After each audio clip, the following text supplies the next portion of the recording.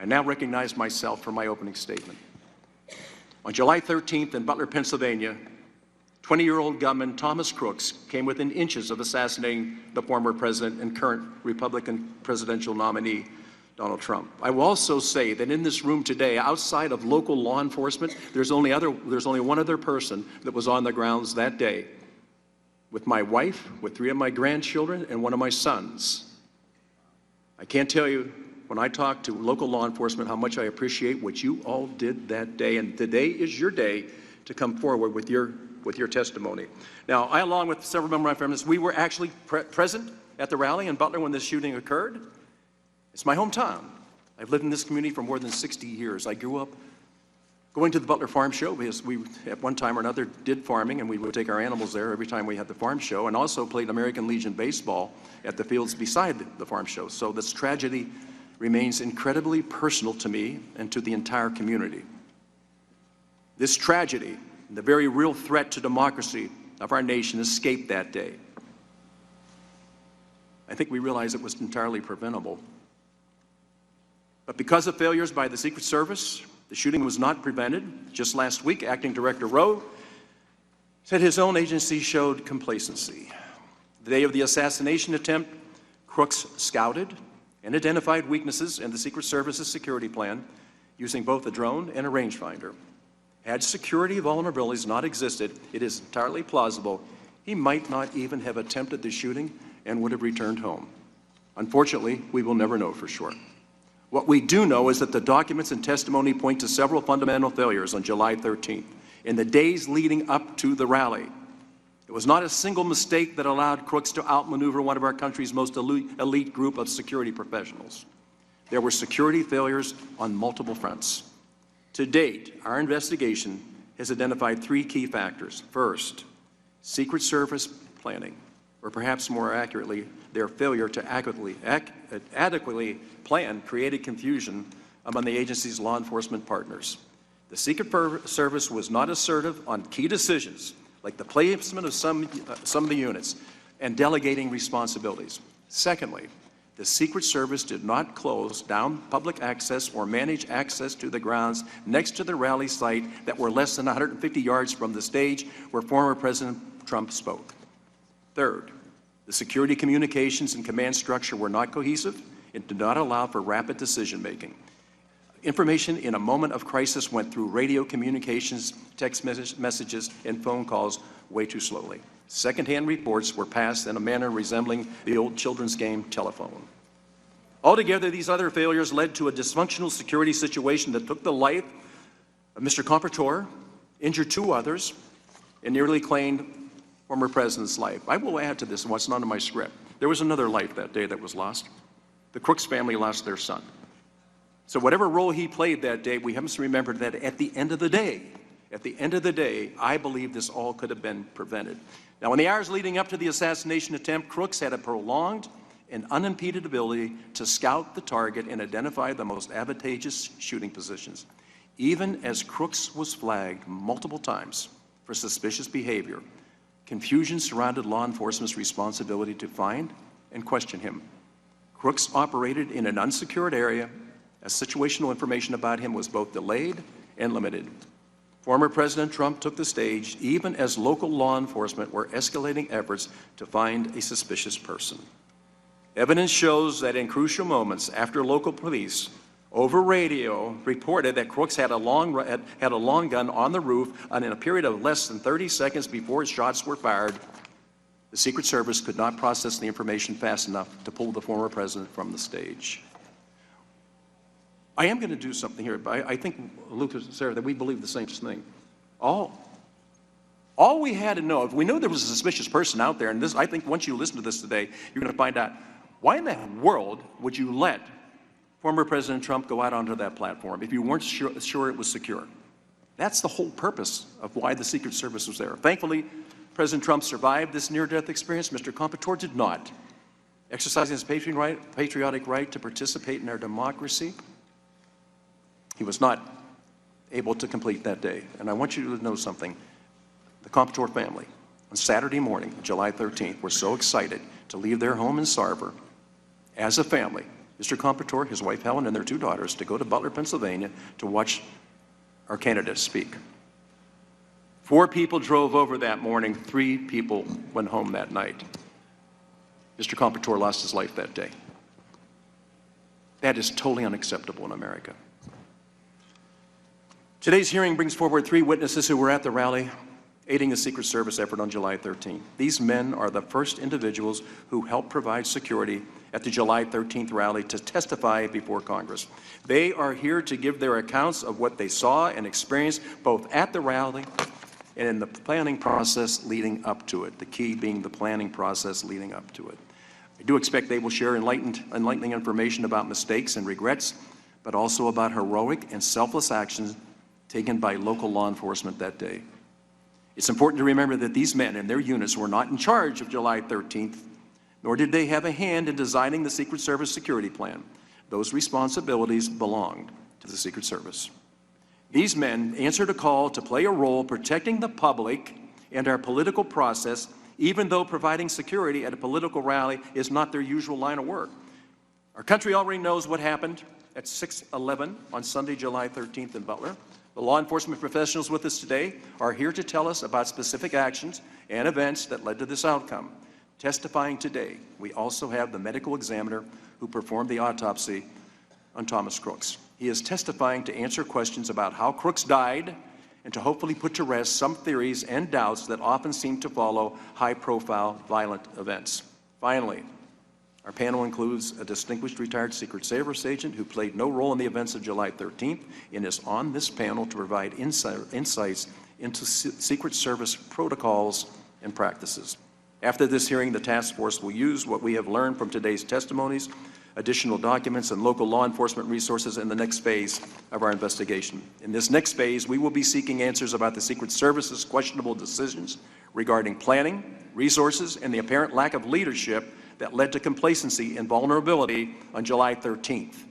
Since the task force added its first staff in August, following a unanimous 416-0 vote by this House of Representatives to establish this panel, we have led a thorough, fact-based, and bipartisan investigation.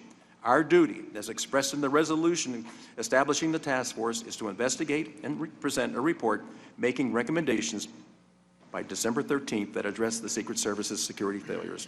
This task force is fully on track to fulfill our duty. This hearing is not our last word or conclusion. It is a window for the public to see our important ongoing work. Finally, I want to take a moment to address former President Trump, who after September 15th has now decided in two assassination attempts,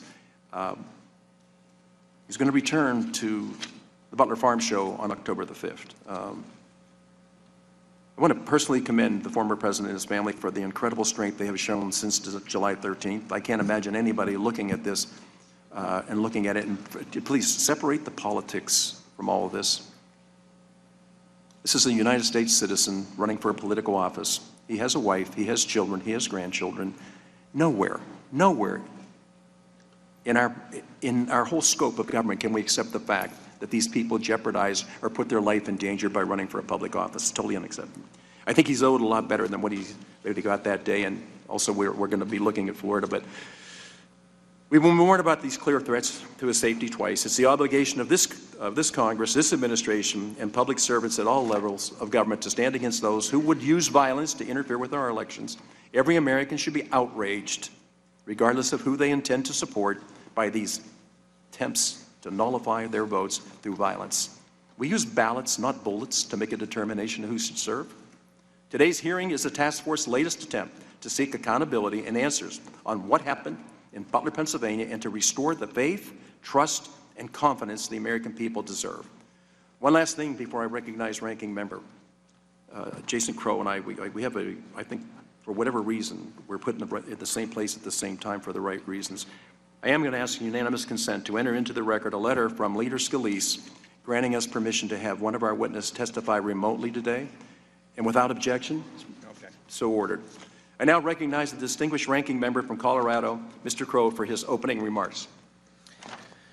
Thank you, Chairman. And I want to start by thanking all of the witnesses for coming here willingly on your own time to provide really important information for this panel and for the American people as we seek answers that they need.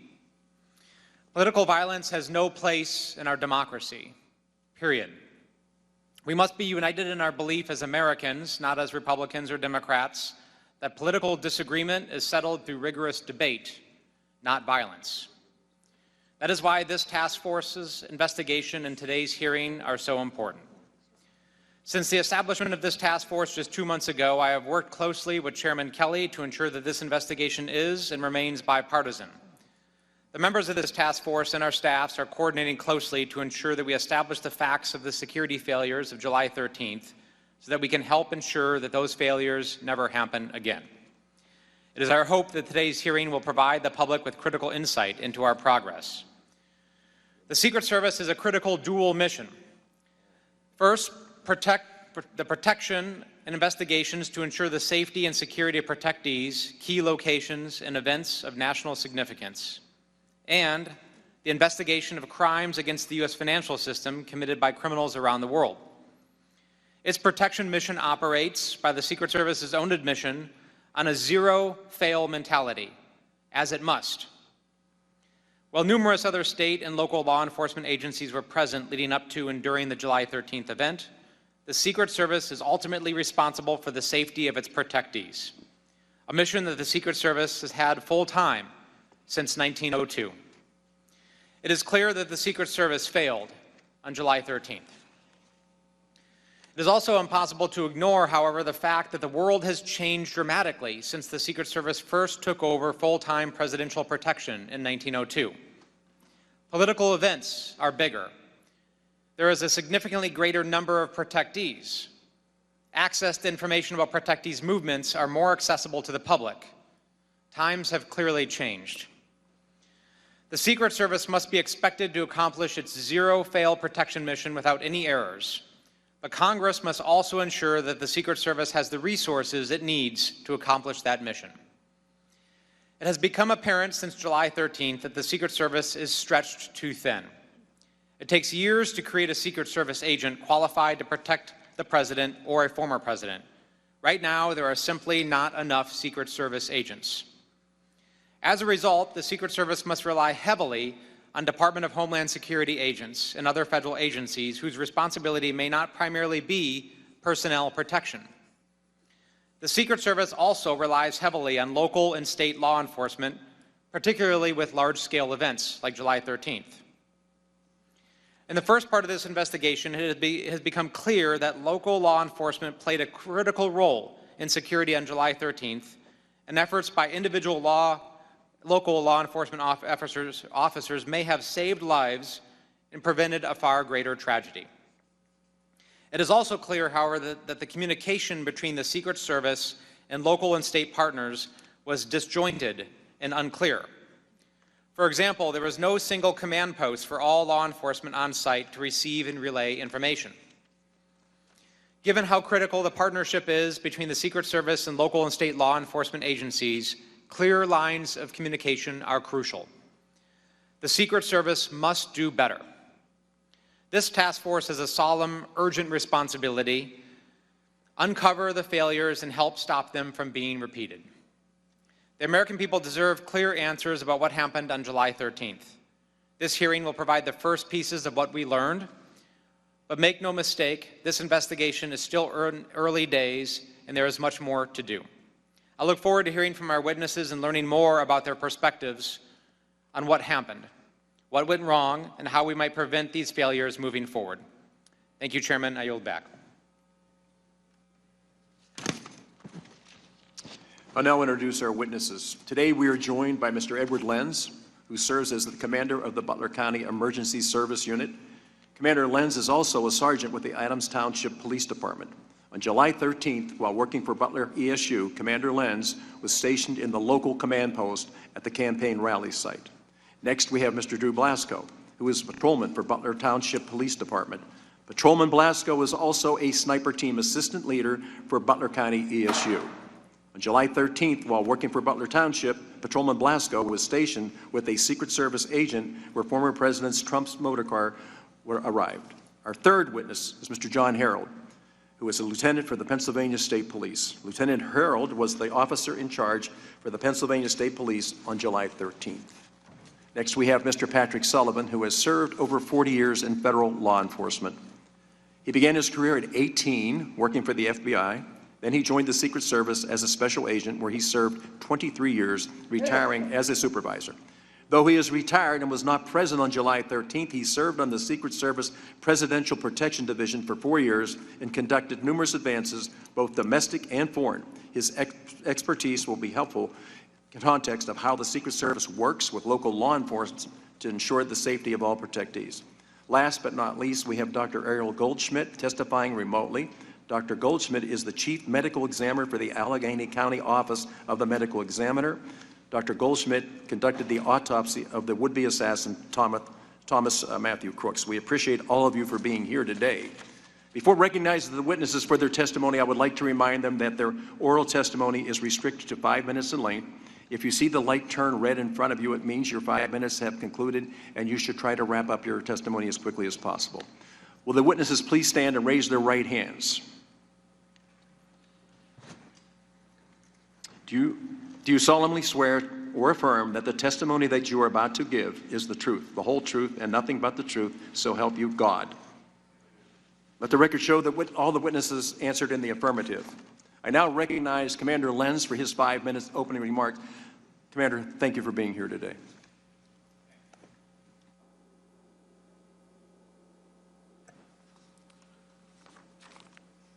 Good morning. My name is Edward Lenz. I'm a patrol sergeant for the Adams Township Police Department in Butler County, Pennsylvania, and a commander for the Butler County Emergency Services Unit. I was the commander of the local tactical units operating at the Butler, PA presidential rally on July 13th. Butler ESU was initially requested to assist the U.S. Secret Service at the Butler rally by providing 2 counter-assault teams and a quick reaction force. Later, 2 sniper teams were added to that request during the planning process. We were assisted at the Butler rally by the Beaver County Emergency Services Unit, the Washington County Regional SWAT Team, and pre-hospital staff from Allegheny Health Network. Beaver ESU provided a 2nd armored vehicle with a counter-assault team and 2 police snipers.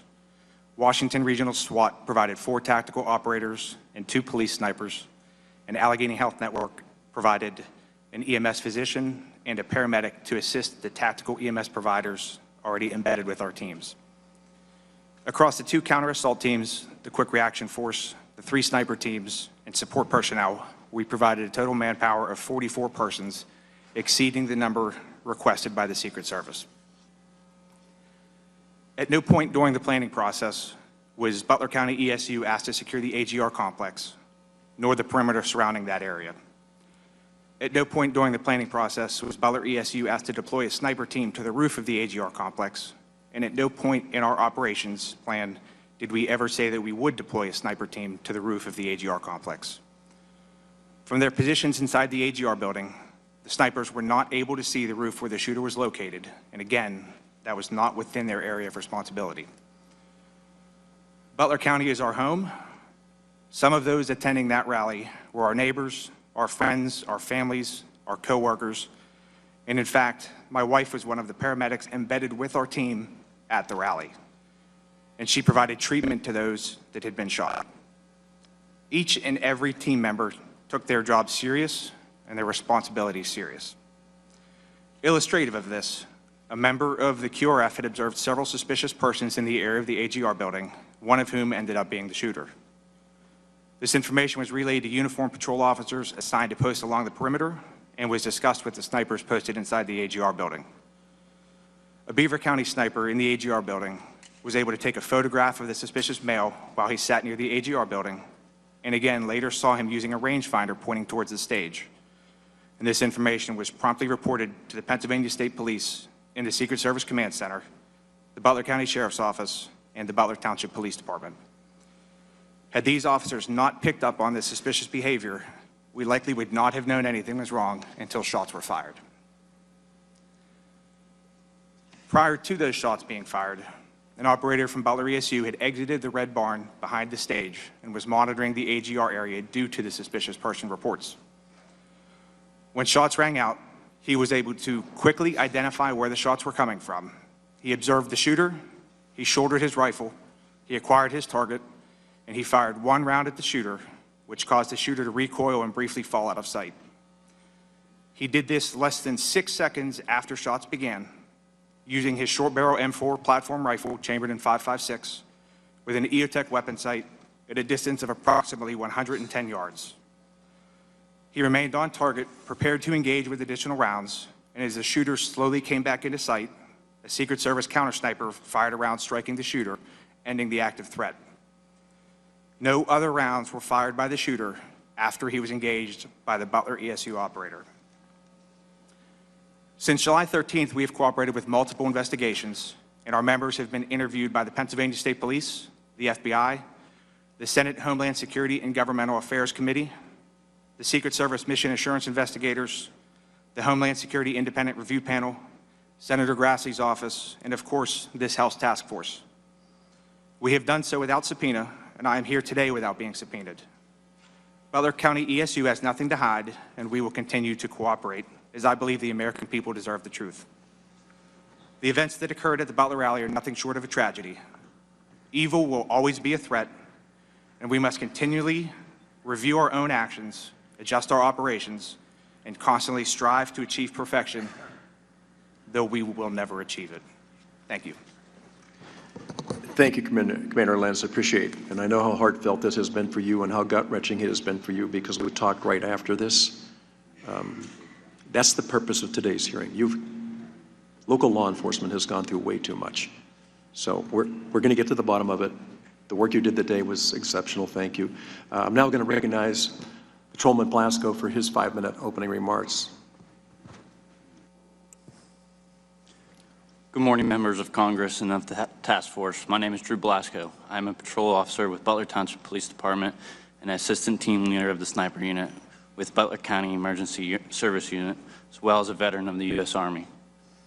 Please let me begin by stating that the place where the deadly events of July 13th unfolded is my home. I was born and raised in Butler Township, Pennsylvania, and I've regularly attended the annual farm show on those very grounds since I was a child. The Butler Township community is sacred to me and to the members of the police community with whom I serve. Many of our families and friends work in Butler Township, and our police force works very hard day in and day out to ensure their safety and to maintain the peace and safety of all who come into the township. The events that ultimately played out were horrific and tragic. A man lost his life, his family lost a husband and a father. People's lives were changed forever.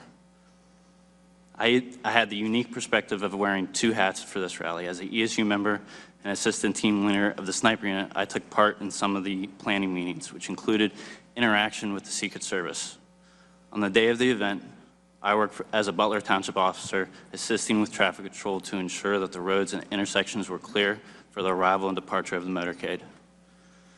I would like you all to know that I, my fellow township officers, and ESU team members are committed to doing all that we can to help prevent similar tragedies from taking place in the future. We have voluntarily participated in numerous interviews with state and federal investigators, including those of this task force.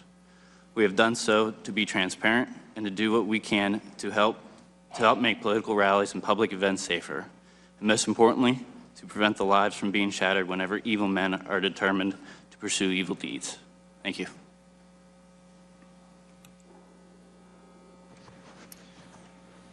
Thank you, Mr. Blasco. Now recognize Lieutenant Harold for his 5-minute opening remarks. Lieutenant Harold. Chairman Kelly, Ranking Member Crow, and members of the House Task Force. I am Lieutenant John D. Harold of the Pennsylvania State Police, and I proudly entered the State Police Academy in 2005. And I have been a supervisor since 2013. I was the officer in charge of our personnel at the Butler Farm Show site on July 13th rally for former President Donald J. Trump.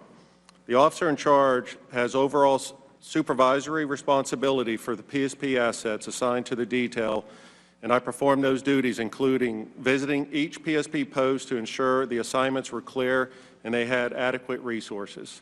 I also took part in planning meetings for the rally for former President Trump with Secret Service and local law enforcement, as well as preparing PSP's operation plan for the Butler Farm Show site.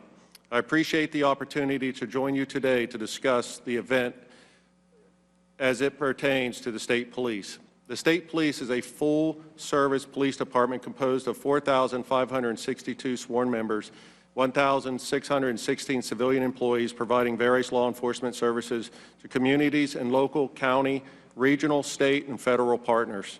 The State Police operates independently from our local partners and works together with full and part-time local enforcement agencies, but we do not have administrative or operational oversight over local law enforcement agencies or county sheriff's office. We have always and will continue to work with our local enforcement partners at local and federal level to protect public safety. Secret Service is the lead agency at events involving its protectees, and PSP routinely provides resources and personnel to assist. As a matter of protocol, the Secret Service advises the State Police that an event is anticipated, followed by a joint meeting and site visits. On Friday, July 5th, the Secret Service notified PSP that the former President Trump a rally would take place in Butler. On Monday, July 8th, I and other commanders from PSP attended the initial planning meeting with various law enforcement agencies. I visited the site multiple times and completed a PSP operation plan leading up to July 13th. The Pennsylvania State Police provided all resources requested by the Secret Service. The Secret Service did not ask me, as the officer in charge of PSP assets, to post a trooper at the AGR International property, nor am I aware that Secret Service making that request to any other PSP official. 30 members of the State Police were assigned to various roles to support the Secret Service. These members provided escort for the motorcade route, staffed post within the secured perimeter, performed roving patrols, and staffed the Secret Service command post. PSP was not responsible for securing the building or property at AGR International. The Secret Service established and managed the primary command post for communication in the office of the Butler Farm Show. A PSP sergeant under my supervision was stationed in the Secret Service command post to relay information or any communication made by PSP personnel to our local and federal partners. I thank you for this opportunity to provide information about the actions of the State Police in planning, staffing, responding to the tragic events at the July 13th rally, and I look forward to answering any questions you may have. Thank you, Lieutenant Harold. I now recognize Mr. Sullivan for his 5-minute opening remarks. Mr. Sullivan. Chairman Kelly, Ranking Member Crow, and distinguished members of the task force, I am Patrick Sullivan, retired Secret Service agent with 23 years of service. I am honored to appear before you today. I'm a life member of the International Association of Chiefs of Police and the Fraternal Order of Police. I'm also a board member of the United States Secret Service Association. I'm speaking for myself this morning as a subject matter expert. The information that has come to light so far regarding the security failures in Butler is shocking and infuriating. However, I am very, very proud of the bravery of the agents who put themselves in harm's way to save former President Trump and the skill of the counter sniper that neutralized the incoming gunfire with one shot. I served as a Secret Service agent in many investigative, protective, and supervisory assignments. Make no mistake, the Secret Service cannot function without the assistance of its state and local law enforcement partners. I truly believe the men and women of the Secret Service have the most difficult and unforgiving job in law enforcement. It is a zero-fail mission. I have the utmost respect for those agents, uniformed division officers, and staff who are currently facing the challenges. For a presidential visit, the Secret Service must provide 360-degree coverage to include the sky above and the ground below. The Secret Service establishes an inner, middle, and outer perimeter. I will now discuss a typical Secret Service advance for a presidential visit in the United States. Prior to July 13th, what follows was only provided for the President. It's my understanding that these advance procedures are now being used to protect President Biden, Vice President Harris, as well as former President Trump. The President's staff informs the Secret Service about the date and location and itinerary for a trip. The protective detail then notifies headquarters and the Secret Service field office where the visit will occur. The field office then notifies the relevant state and local law enforcement agencies and schedules a police meeting. It is at the police meeting that the state and local law enforcement agencies meet the Secret Service advance team and learn about the trip. Counterparts for the Secret Service advance team and local police are identified. The Secret Service advance team usually consists of the following: a lead advance, site advance, airport, motorcade, protective intelligence, counter-assault team, counter-sniper team, magnetometer, counter-surveillance unit, and technical advanced components to include unmanned aerial surveillance. After the counterparts are identified, the police and Secret Service work together on their assignments to develop a security plan for their site. They will jointly determine the assets needed to secure the site. The Secret Service personnel doing the CAT and counter-sniper advance will also work closely with the local police SWAT personnel to craft a tactical response plan. The Protective Intelligence, or PI advance, works with the local police and other federal agencies to investigate any threats or threat-related information. The site agent, in consultation with the lead advance agent, reviews the site security plan and presents it to the field office supervisor and protective detail supervisor for concurrence.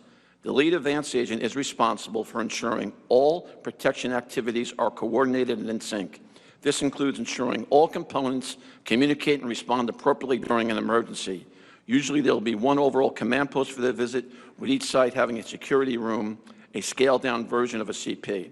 The Secret Service lead and site agents do not have direct command or control of the state and local police officers. Off-the-record sites are handled differently than most on-the-record movements. The Secret Service does not know the President intends to visit a location until shortly before. The Secret Service will have a site agent conduct a brief advance to ensure that there are no apparent security concerns. Additional security measures are put in place after the President arrives. In closing, I would like to suggest Congress consider expanding the statutory authority of the Secret Service to ensure the agency can make the most informed decisions possible. The United States is facing a hyper-dynamic threat environment, and the Secret Service must be certain it is receiving all relevant threat information. The failure of most Secret Service personnel in Butler to be informed about the specific threat facing former President Trump stands out. Currently, there is no statutory requirement mandating federal, state, and local agencies must report to the Secret Service information concerning threats against the President or other protectees. There are agreements in place and memorandum of understanding to allow the transfer of such information, but no legal mandate to do so. In my opinion, the law must clearly state such information must be immediately provided to the Secret Service to take whatever steps it deems necessary to conduct an investigation and follow-up. For example, the FBI has exclusive jurisdiction to investigate a conspiracy to assault or kill the President before the attack takes place. Since the Secret Service is responsible for protecting the President, it should be part of all such threat investigations so it can take appropriate steps to prevent an assassination. And finally, the FBI has authority under current law to seek the assistance of any federal, state, or local agency, including the military, to help investigate an assassination or assassination attempt after the fact. I believe the Secret Service should have similar authority to call for such assistance to prevent an assassination or assassination attempt. That concludes my statement. Thank you very much. Thank you, Mr. Sullivan. I now recognize Dr. Goldsmith for his 5-minute opening remarks. Now, the witness is going to be testifying over the phone, right? Okay. Dr. Goldsmith, please. Good morning, Chairman Kelly, Ranking Member Crow, and distinguished members of the task force.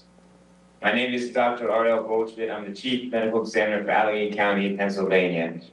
On July 13, 2024, after the attempted assassination of former President Trump, I, through my staff, reached out to the Butler County Coroner, Bill Young, to offer our assistance if needed.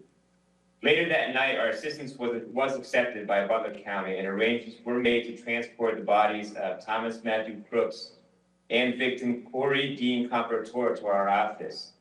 Our office wasn't involved in the transportation of the decedents. However, once they were transported to our office, the required chain of custody work was processed. The following morning, July 14 at 9:15 a.m., I began Mr. Crooks' autopsy with the assistance of other technicians named in my report. Prior to the autopsy, the body was x-rayed. Major handprints were obtained by the FBI Major Incident Program Manager, Brian Johnson, and gunshot residue test samples were collected by autopsy technician Lauren Perrin. My involvement in the case was limited to the autopsy, in which I determined that Thomas Crooks died as a result of a high-velocity gunshot wound to the head with an entrance wound of the left upper lip. I had no reports from or involvement in the investigation into Mr. Crooks' motives or actions, crime scene evidence, or other outside evidence as part of my work. Items of evidentiary value collected during the autopsy were transferred to the custody of the FBI. Once I received the results of toxicology testing, which was performed by our laboratory, I completed a written autopsy report, which was signed August 5th and delivered to Butler County. Our office's involvement in the case concluded on July 22nd, 2024, when Mr. Crooks' body was released to a funeral home pursuant to the directives of the Butler County coroner.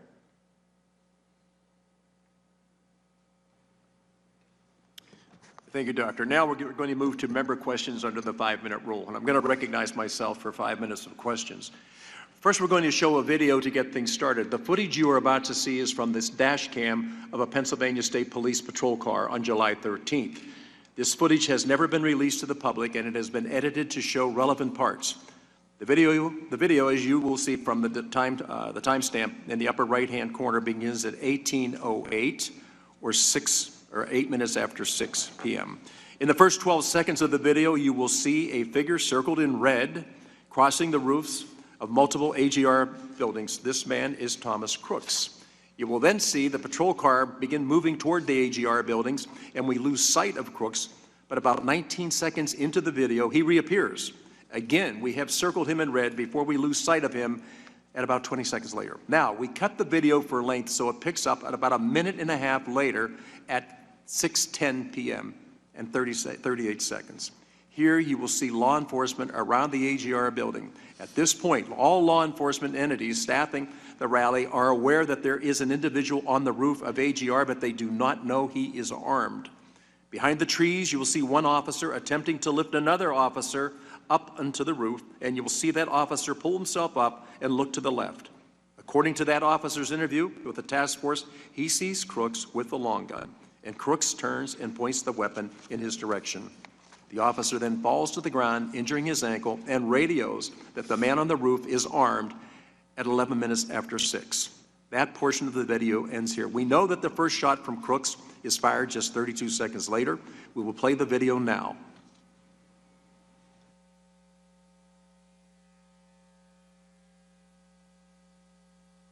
This will take about 51 seconds.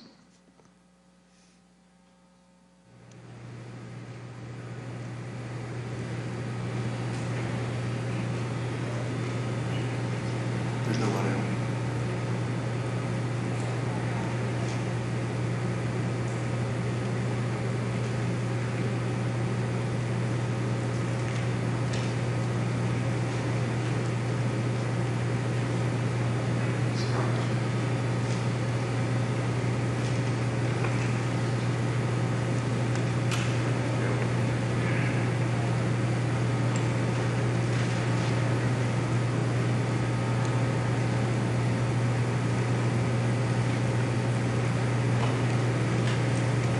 I realize it's hard to see some of this, but so Crooks, as he makes his way across the roof, this is, by the way, a Pennsylvania State Police cruiser, and it has the dash cam. So you're able to see some things that nobody else was able to see, but I know it's difficult. Lieutenant Harold, I'm going to direct the first line of questioning to you, since this is state police footage. Footage and evidence show that Crooks was on the roof of the AGR building for over 3 minutes before shots were fired. Lieutenant Harold, please describe those few minutes leading up to the shots fired from your vantage point. My position when the shots were fired, I was behind the stage. I can't answer to any questions regarding Mr. Crooks on the roof because I did not have that information. I was behind the stage. It was very loud, and if it was transmitted over our portables, I did not hear that. But I had returned to my car briefly once the former president had taken the stage to retrieve a cell phone that had FirstNet, and then I was returning back to the stage when the first shot rang out. Officer Blasco, same question.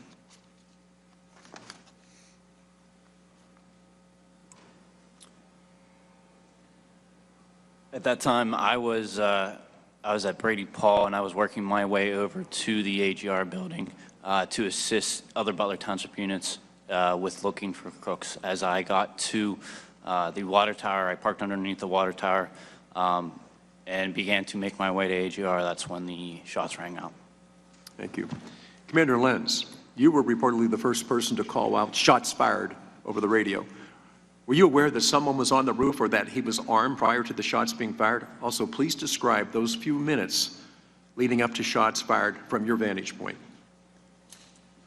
For the first two questions, yes, I was aware through radio traffic that there was somebody on the roof and also that he was armed.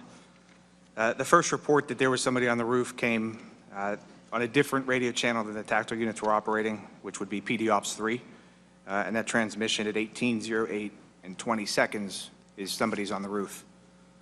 At 18:09, I made a phone call to the PSP sergeant in the Secret Service Command Center and relayed the information that there was a suspect on the roof of the AGR building.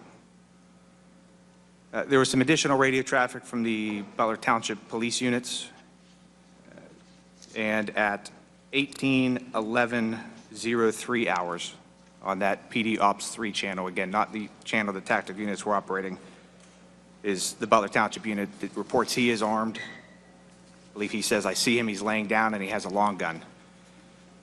So my actions for that, at that point, the gentleman on the roof clearly is a threat, and I radioed to our quick reaction force to deploy them to the AGR complex to begin to address that threat. Prior to me finishing that radio transmission, you can hear the shots being fired through my open microphone. Okay. You know, I have a problem going back to the actual sighting of Mr. Crooks more than once and way before 11 minutes after 6. I think that one of the things is the panel has heard from different people at different times is of the thousands of people that were on the grounds that day, there is repeatedly one person that keeps standing out in the back and forth, all the different communication. And it is, in fact, Thomas Crooks that they're talking about. So we knew there was somebody that was very suspicious. We also knew there was somebody that we weren't able to actually come in contact with, and we kept losing contact with him. We saw him with a rangefinder. We saw him doing things that were not probably in line with what people go to a rally for. And I think that I'm constantly going to be wondering at what point did somebody say, we're not sure the area is secure and safe? There's enough understanding before that. The way you all responded, I think, was incredible. I want to thank you for that, but I still can't understand, of all the different people that were on the grounds that day, thousands of people, there's only one consistent person that they identify, and it is ultimately the shooter. So I don't believe the grounds were safe and secure that day. I'm just trying to understand is what it was or what it would have taken for somebody to say, keep Mr. Trump inside until we clear this up. Now, Commander Lenz, because you and I have had not just minutes, but hours together, and a couple of days we'll be going a deep dive to what happened. Do you feel that the Secret Service adequately prepared you and your men for July 13th? I believe I can answer the tasks that they had given us, which would be to provide 2 counter-assault teams, 2 sniper teams, and a quick reaction force. We were certainly prepared for the missions that they had given us. There were additional things, obviously, that probably needed covered, but they never asked us to do that. They never tasked us with that. So given what they specifically asked us to do, we were certainly prepared to do that. Okay, so you did what they asked you to do. But looking back at it now, the question is, did they clearly identify what it is that they expected of you or what you could have been responsible for? Mr. Blasco, same question. So I took my direction from Commander Lenz, and of the things that we were asked to do from my direction from Commander Lenz for the pre-planning stages for the sniper teams, I would feel that I did what was requested of me from Commander Lenz. Okay, so hindsight's always 20/20. Looking back on that, do you think you were adequately prepared for what it is that ultimately happened? There's always things that you think that you can do better, but with the information that we had, I believe that we did the very best that we can, or we could. Lieutenant Harold, You feel the Secret Service adequately prepared you and your men for the event? The Secret Service, after meeting with them at the site and going through what they requested PSP to do, was primarily the security of the farm show inside the fence line. So adequate troopers, I had 30 troopers inside that fence line once the motorcade arrived, and I feel that with them being the lead and we were in a request assist function, we provided what they asked for and we secured the inner perimeter of the farm show grounds. Yeah, I think with local law enforcement, I think you did everything that you were tasked to do that day. But looking back and looking at the game films and say, you know what, there probably were other things we should have been clued in on from that. Just to ask all of you, when did you first meet with Secret Service and understand what your role was going to be that day? Looking at July 13th and working backwards from that Friday, Thursday, Wednesday, Tuesday, when did we get together to find out what we should do that day?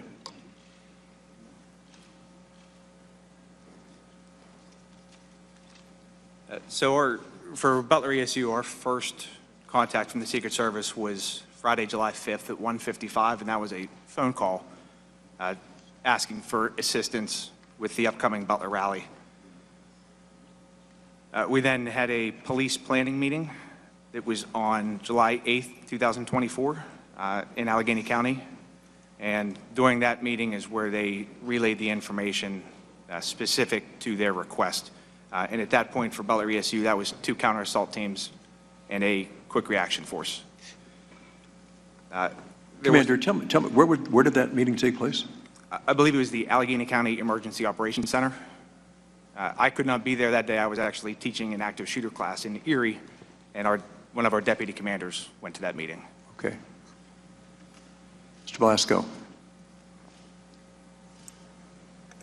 Yeah, I will. So again, we took, from that meeting, we took direction from Commander Lenz and the deputy commanders and team leaders, and we started to formulate a plan of what to do. But the first interaction that I personally had with the Secret Service would have been the July 11th walkthrough at the farm show grounds. So actually on the site? Yes, sir. Okay, that was my question. I know that you were in Allegheny County when they're getting ready for this, but who actually walked the site, saw what it was that needed to be done, and had determined a lot of things, including where the perimeter should be?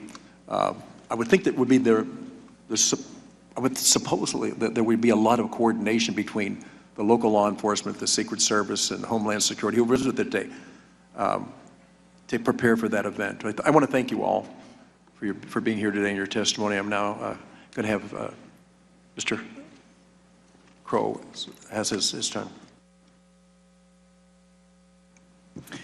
Thank you, Chairman. Mr. Sullivan, I wanted to start with you for a moment. I served in the Army before coming to Congress, and one of the principles of operations, as Mr. Blasco, I'm sure, is familiar, is you have to have unity of command and you have to have effective communications. Without unity of command and effective communications, a unit cannot operate. So one of the things I'm struggling with is this idea that there wasn't a single unified command station on site. The Secret Service did not establish that. Is that atypical in your experience? Would there normally be one command and control station to unify command and communications? Yes, that's very atypical. I am very surprised. Normally, there will be an overall command post for the entire visit. Then each site will have what's called the security room, where radio traffic pertinent to that individual site is controlled. And the command post, the overall command post, should be the state, local police, Secret Service, and other federal partners that may be assisting. So this is very unusual that the way it turned out here at this site. Do you have any sense in this instance as to why that might occur? Are there instances where when you're conducting an event, you would do multiple command posts, or can you not see why that would be the case? Well, it's a misnomer, Congressman. The multiple command posts, the Secret Service always has security rooms at individual sites, and they may be termed a command post, but it's really a mini command post. There should be just one overall command post, then each site has their own kind of communication center where information relative to that site will be transmitted. For example, the airport agents or security there really are not concerned what's happening at the other sites because they're only concerned about the airport. So there'd be a security room just for the airport site. It's probably safe to say that, time and speed is really important, right? Because the idea behind that, and I don't mean to put words in your mouth, but the idea behind that is if there's something identified as being wrong, a suspicious person, that has to be very quickly communicated, right? Yeah, this is how it should happen. The protective detail is on one specific frequency, Secret Service frequency, and only the protective detail is on that frequency. The poststanders are on a second frequency, and the tactical teams are on a third frequency, but the other tactical teams monitor all three frequencies at the same time. So if something happens, it's at the security room's responsibility to immediately get on the radio on the details frequency and say, there's an issue, remove the protectee from the stage or cover and evacuate. That's what's supposed to happen, and that's what's drilled into every Secret Service agent. There has to be, because the detail agents, don't forget, they can't listen to all the other traffic. They have to be rock solid on protecting the president or the presidential candidate. So their frequency is just for their individual movements. So in this instance, based upon what you know and what you heard from Commander Lentz and Mr. Blasco, a suspicious person was identified with a rangefinder. Pictures were taken of this person moving around a building, so much so that it drew the attention of one of the sniper teams who took pictures of it. If that information had been effectively communicated to the FBI, or if the FBI, I guess to rephrase that, had set up a communication system and a command post to receive that information, would that have been a situation where you would say the protectee shouldn't go on stage until we resolve this? Congressman Crowe, you mean the Secret Service, not FBI? Yeah, I'm sorry, yeah, Secret Service, right. Yes, sir. What should have happened, in my opinion, is when the suspicious person was identified, the detail leader and the shift agent should have been told there's an issue, we're working a suspicious person. And then at that point, it was probably would be inappropriate to remove the president from the stage, but the detail leader should know there's an issue, I may have to react quicker.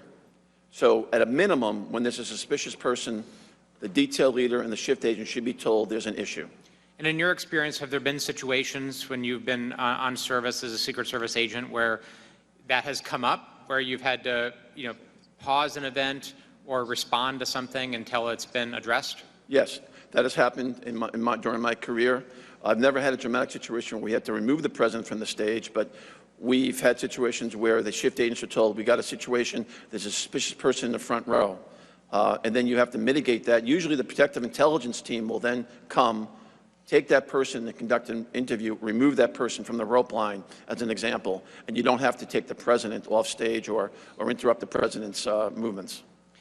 I want to turn briefly to the effective deployment of snipers. So Acting Director Rowe explained to this task force that it is best practice for the Secret Service to position counter snipers from the vantage point of the protectee looking out.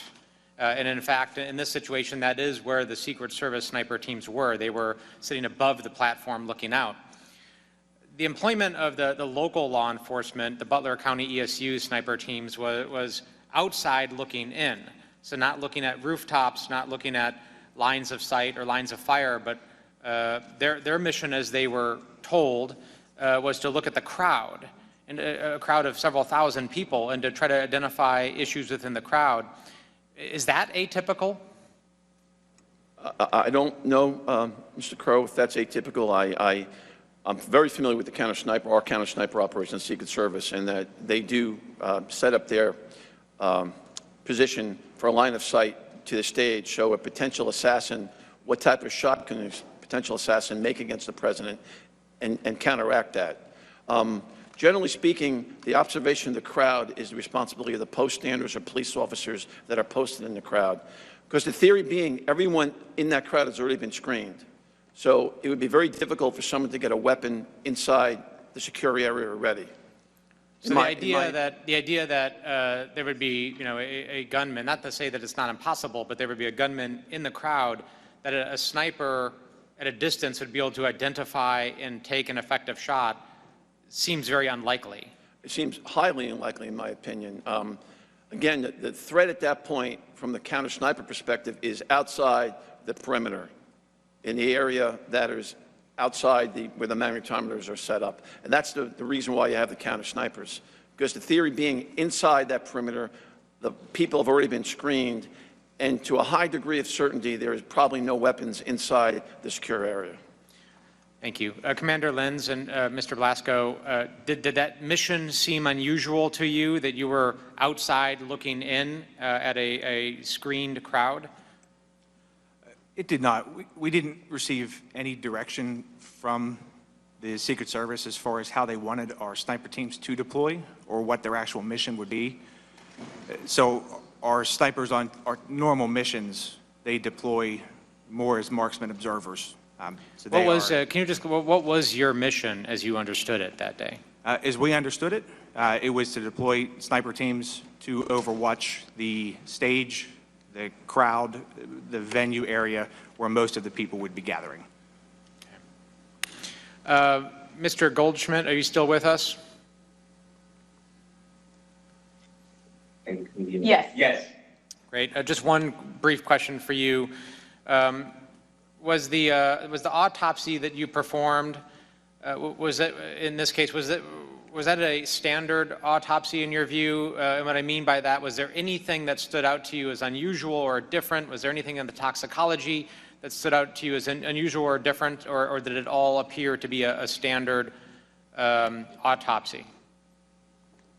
It was a standard autopsy. The only thing that we different was we did a little bit of extra toxicology testing with a heavy metal screening with a slightly elevated lead level. But other than that, the fact that there were FBI members and Pennsylvania State Police members present, it was a standard autopsy. And pictures were taken during this. It was documented. So, you know, any markings in the body, tattoos in the body, that would all be evident from your report? Correct. And so slightly escalated lead levels, but nothing else that stood out? That's correct. Okay, thank you. Mr. Chairman, I'll yield back. Thank you. Now I'm going to recognize Representative Joyce from Ohio for 5 minutes. Mr. Joyce. Thank you very much, Chairman Kelly. Lieutenant Harold, a lot of discussion, I think, will take place today about the advanced planning that took place. And my understanding is that from your testimony here was that you were involved in most of those day-to-day meetings leading up to this event and at the event with the Secret Service. Is that correct? Sir, yes, sir. And so could you go through that, like, on what was the first day you met with them, and then what did you discuss? And did the Secret Service, to your understanding, when they come in and take over a site, they're in charge of the site, and then they're helping, you are assisting them, and they're telling you, you tell them where people are going to be, the local folks where they're going to be, and they're basically in charge and know all those things ahead of time, where everyone's supposed to be, correct? That's correct. Did you have the opportunity then to understand that when the Secret Service came in, that they were telling the local folks, this counter sniper group, and I believe Mr. Blasco, that it was at the end of the day, it was the Beaver County sniper team that was in the HR building? It was both Beaver and Butler, sir. Okay. Did Secret Service ever talk to the Beaver County sniper unit? Not to my knowledge. And they were there that day in charge of this operation. Secret Service never talked to them? Correct. Thank you. So going back to you, Lieutenant Harold, the day of or day before the event, do you have a walkthrough with the Secret Service? I had 2 walkthroughs at the site. There was a walkthrough on Tuesday. It was just a brief to get familiar with the property. We went back to the barracks. We pulled up an image of the farm show on a smart screen TV. We drew the fence line, spoke a little bit. The main meeting at the site was Thursday, and it was with the same 3 Secret Service agents. I was with 2 other PSP commanders. We walked the site starting at the main gate. We went clockwise around and looking at my ops plan, wherever there's a dot or a number, that was a stationary patrol. And then basically when we got near the end and I had everything that they had requested, I was informed by my Area 1 commander that if we needed additional troopers that we could pull from surrounding troops.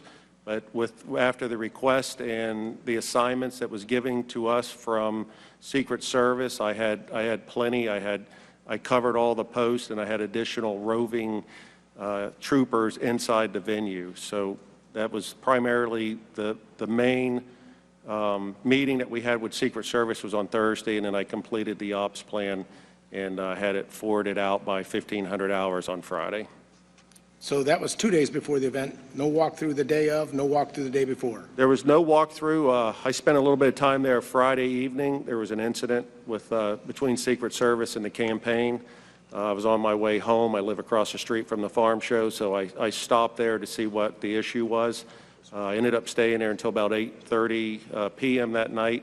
So I did have some other interactions with Secret Service there on Friday, and then even some early communication with the campaign and Secret Service the morning of and during the event on July 13th. What was the issue?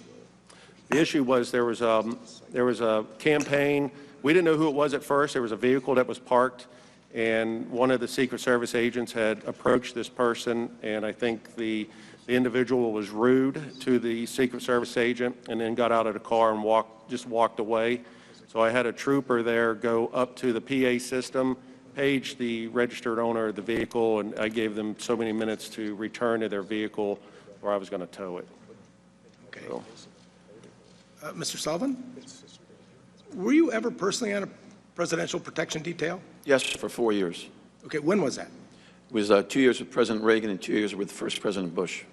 Oh, God bless. What kind of training did somebody on a PPD have? We had extensive training. We came through the normal Secret Service training, Federal Enforcement Training Center, the Secret Service Training Center in Beltsville, Maryland.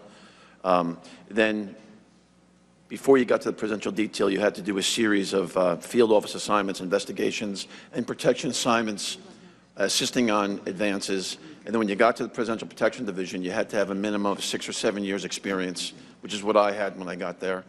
And then once you're there, we had training at least once a month. We had to steer our firearms once a month, and we went to Beltsville, the Riley Training Center, at least once a month for, we call them attack on principles, AOPs, where you go through routine and events that might happen. Then all of a sudden, you'd have an attack on the person who was acting as the president to test your response skills. So it's very, very intense training. I appreciate that, sir. Our acting director Rowe has said that we need a paradigm shift, and we need to be changed from one of being reactive to one of readiness. Now, what does that even mean? Well, I think it means that the Secret Service needs to shift how we do business, but I'll harken back to my testimony. To me, Like shift, from back to all the work that was done to prepare you for President Reagan and President Bush to the lack of that work being done now? no, sir, that's not what I mean. I think there's a certain, I don't know what words are actually come to mind, but agents are exhausted now. The campaign really, really takes a lot out of them. And I think they don't have enough resources, Secret Service does not have enough personnel and resources to give people the breaks that they need. But also, let me say though, Congressman, when we say about the paradigm shift and going from a reactive mode to a readiness mode, it's really being proactive. And I'll harken back to my testimony. When would you not be proactive when you go out into a situation like that? You're always looking for points of attack, correct? Yes, from the physical protection aspect, but I'm talking the overall agency. I'm talking about the physical protection. When you were in PPD, when you were out there on the field, if you saw somebody in the line of sight or the day before in a walkthrough and you saw problems with line of sight, what would you do? I would have had those mitigated, or else I would have talked to the supervisor and said, it's not safe for the president to come. Correct. How would you mitigate it? You could have banners, you could have buses, you could have trucks. There are a lot of ways to mitigate it. But however, to me, the simplest way to mitigate the building there outside the fence line in Butler was to post it. If you had police officers on the outside of the building, or agents, no one could have got up to the roof. My understanding is that there was some type of vehicle that was supposed to be posted there to block that line of sight. When you came out and you were in charge and you didn't see the vehicle there, you still let the president come out? Well, I didn't do the advance, and I don't want to second guess the people there. But I'm asking you, since you're here on their behalf, I'm asking you, Mr. Joyce. You would have let the person come out? Mr. Joyce, I would have taken the steps necessary if I thought there was still a gap in the security posture. I would have taken the steps necessary, or I would have told the supervisors it's not safe to bring the president here. That's what I would have done. Mr. Joyce. Thank you very much. I know I exceeded my time. I wish we had a lot more time to do this. I mean it because I think you're onto something that we really need to know. I'm not a Mr. Correa, you chairman, are so I now don't get recognized for extra 5 time. minutes. Thank you. Yes. Thank you, Mr. Chairman. I just want to welcome our witnesses today. You're all real-life heroes, and you acted with bravery on July 13th, and for that, I thank you on behalf of the American public. I'm also grateful that former President Trump was not seriously injured, but several families were. Their lives have been changed, and for them, I have nothing but my deepest sympathies.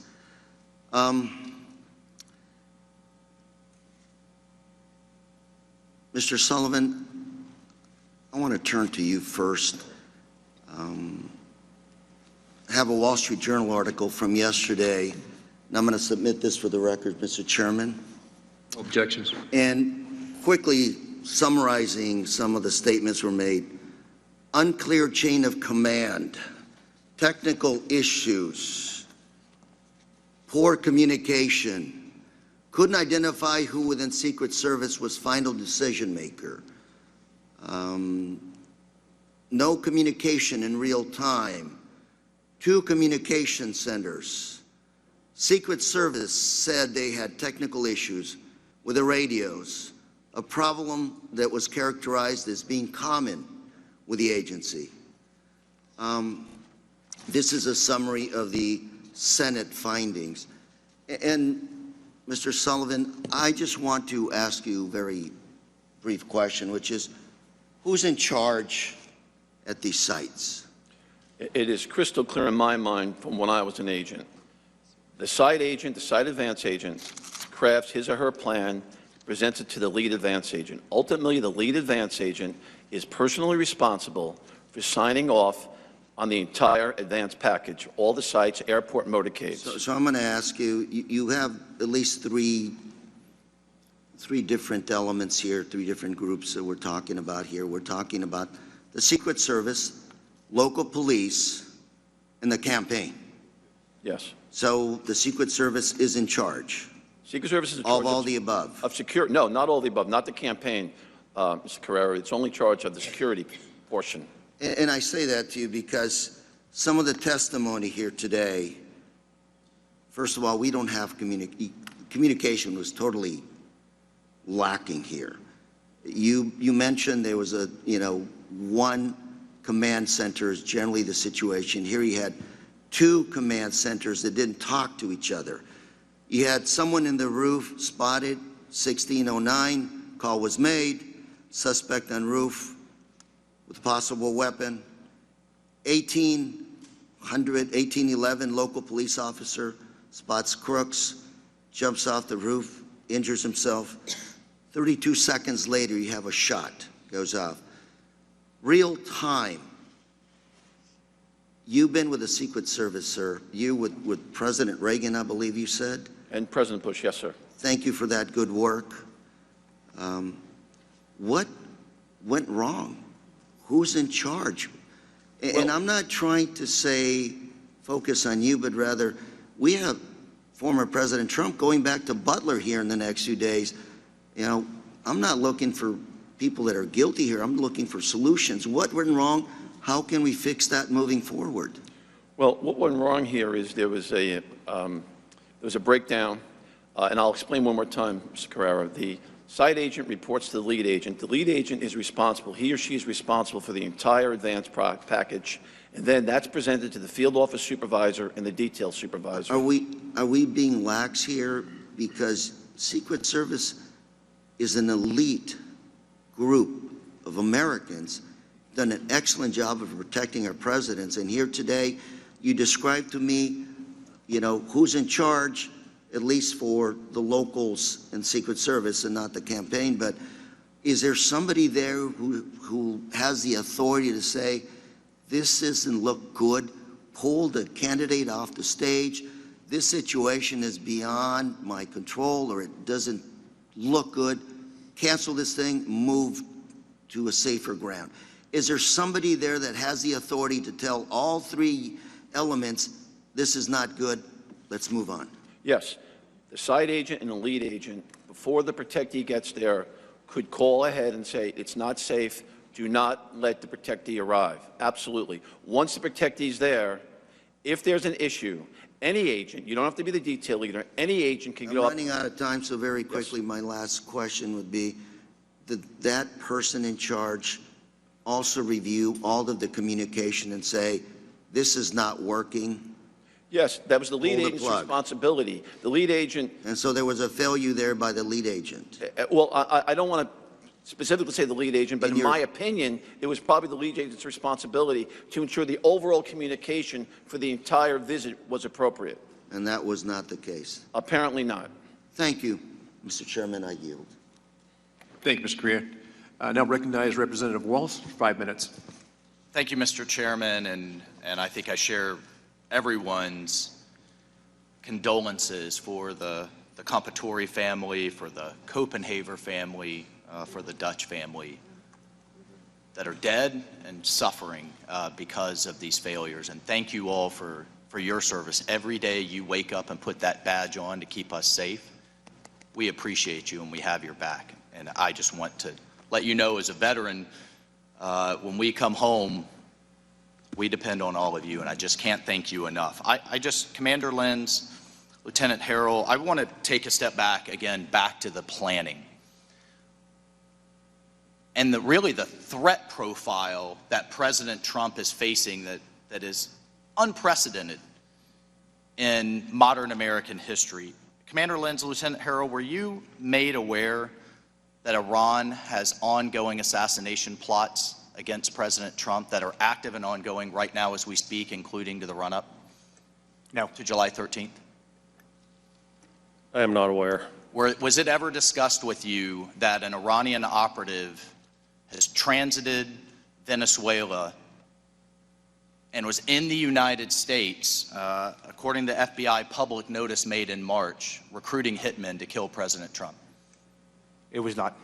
Were you made aware on July 13th or on July 12th that day the FBI had arrested a Pakistani national, Mr. Merchan, with ties to Iran, putting down payments, actual cash, down payments to recruit hitmen?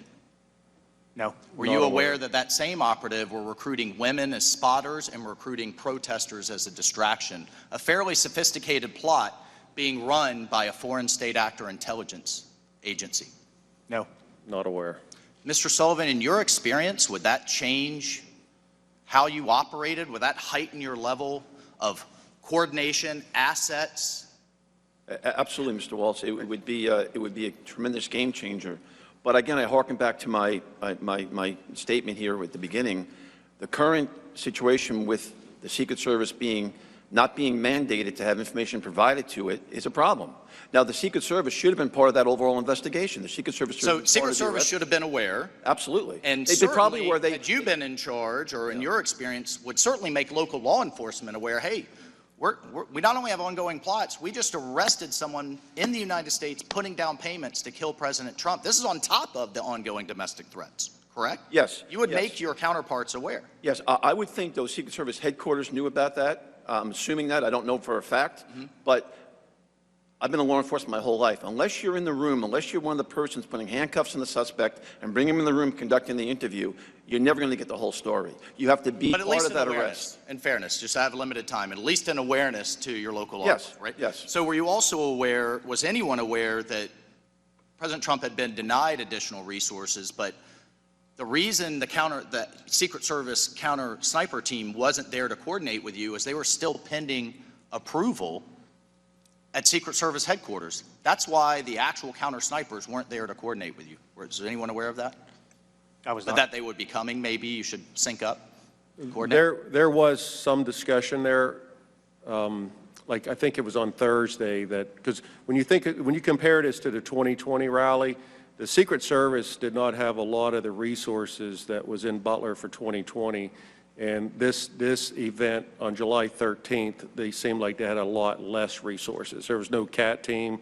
I don't think the CS team was coming at first. That's right. And early on, we had mentioned our CERT team, which is Special Emergency Response Team, utilizing them, but they felt that they were just needed in the motorcade. So it was clear, heightened threat, you're not made aware, a lot less resources from the service. In addition, in terms of Secret Service post standards, 12 were allocated to Dr. Jill Biden's event in Pittsburgh, only 3 allocated there, making them highly dependent on you all. And in my time remaining, Commander Lentz, you said you were not given any guidance to secure the AGR building. Can you just talk about that for a moment? So essentially the site and the advance said, locals, you guys got this. Good. And was there any back brief? Was there any put assets here, on the roof, inside, post standards, anything at all? So once we received our duties, so the Secret Service says, here's what we want you to do. And on Tuesday, I believe it was Tuesday, they did request some sniper teams from us, and later that day confirmed that their counter snipers were coming in. But there was no guidance as far as where they wanted us to be, aside from what those specific duties would be. The counter assault team leader was very good at making sure we knew what was expected. The counter sniper walked through with us at the planning meeting, so they knew where we would be. They knew what our plan was. They never requested a formal copy of our plan. This was all verbal. Correct. Right? And you never got any written guidance of how many assets to put where? Correct. And it was our decision to place those snipers in the second floor of that AGR building. They were aware of that, certainly aware that they would be there, but there was no feedback or guidance that they wanted them there, that they didn't want them there, but really by not raising an objection. And Mr. Sullivan, should that guidance have been provided? Absolutely, absolutely. No question about it. And if you had had additional Secret Service assets, would you have put the AGR building within the protective perimeter and the see-through chain link fence that anybody could have approached within yards of the stage? Would you have put that inside the perimeter with additional resources? With additional resources, you could probably put that building inside the perimeter, but from my understanding, with the resources they had, the decision was made to put that building outside the perimeter, but it still could have been secured with post standards to prevent someone from getting on the roof. So this was a lack of resources decision from Secret Service headquarters. If they had had it, you would have done it differently. No, Mr. Walsh, I don't want to say that. I wasn't there, but if the Secret Service had the resources, it would have been easier probably putting that within the secure perimeter, and then everyone going into the building would have already been magged and screened. But, I mean, you have to take that on a case-by-case basis. Every site's different. But at this point, you could go, Mr. Walsh. you could go up to that fence without being magged or screened. Yes. That's correct. Thank you, sir. Thank you, Mr. Chairman. Yes, thank you. Ms. Dean, you're recognized for 5 minutes. Thank you, Mr. Chairman, and I want to thank all of you for coming and being willing to assist us in trying to get at the facts of what happened, what went right, what went wrong. And I offer you my thanks for your service to community and to country, but I also want to say I'm sympathetic to your losses that day and the stress and trauma that it put on you and the entire community. I had the opportunity, I'm going to ask that the map be brought up. I and many others on this panel had the opportunity to do a site visit at Butler. Is that okay? Thank you. Oh, I'm sorry, you don't have to hold it. Excuse me 1 second. Where's AGR? Right here. And what struck me, and I think most of us, was the proximity of the place, how close everything was as we walked into that field and looked where the stage would have been and just looked to our left, the double fence line, very open double fence line, and then these buildings. So I'm going to start with you, Officer Plasko. And again, I thank you for your service to our country and, of course, to the community that week and that day and continuing. Officer Plasko, this set of buildings at the top here, there are joined buildings, there's a separate building, there's a parking lot, there's a wooded area. What we see at the top, is that the AGR complex? Yes. Okay. How far are the AGR buildings from the red barns behind the stage, which I don't think are shown here? Red barns were here. They are approximately 130 yards. 130 yards. Okay. Is it your understanding that the AGR complex was left out of the secure perimeter by Secret Service and the plans in the rally, outside of that which was established by Secret Service? Yes, that was our understanding of it. You said, well, I know you were on the ground on the 13th in a patrol capacity, and your thoughtfulness of moving in so quickly is admirable to me. But you were there at the planning 2 days earlier, is that correct? Yes. On the 11th? Is it true that within minutes of joining the walkthrough on the morning of the 11th, you shared your concerns about AGR complex not being secure? Again, here's the top where Crooks was positioned and dies, and shoots from and dies. You shared your concerns about AGR complex. With whom and what did you say? I did share my concerns with the agents, from my understanding, that were in charge of the site that day. I explained to them that the snipers inside that building were overwatching the venue itself, and that the whole area, specifically the whole area leading up from the water tower, we had no vantage point from. We could see part of the building that Crooks was on, but we had no access in that, or line of sight, I should say, to that area. And I asked the Secret Service members that we do not have the additional manpower to post anybody there, and I requested additional people to be posted there so there would be no access to those grounds. And what response did you get? That they would take care of it. They would take care of it? Yes. And did you think that meant they would put it within their secured perimeter? Whether they put it within their secure perimeter or they posted bodies, actual people there, that was my expectation of what was going to happen. And I want to point out, for the benefit of those who haven't been there, this is a fence line for the AGR property, is that correct? And it's a chain link fence, Yes. so you can see through it. Yes. And this property, AGR property parking lot, was not locked down. People could walk in and did walk in, Yes. including Mr. Crooks. This is another chain link fence, I believe, with just the grassy perimeter. Yes.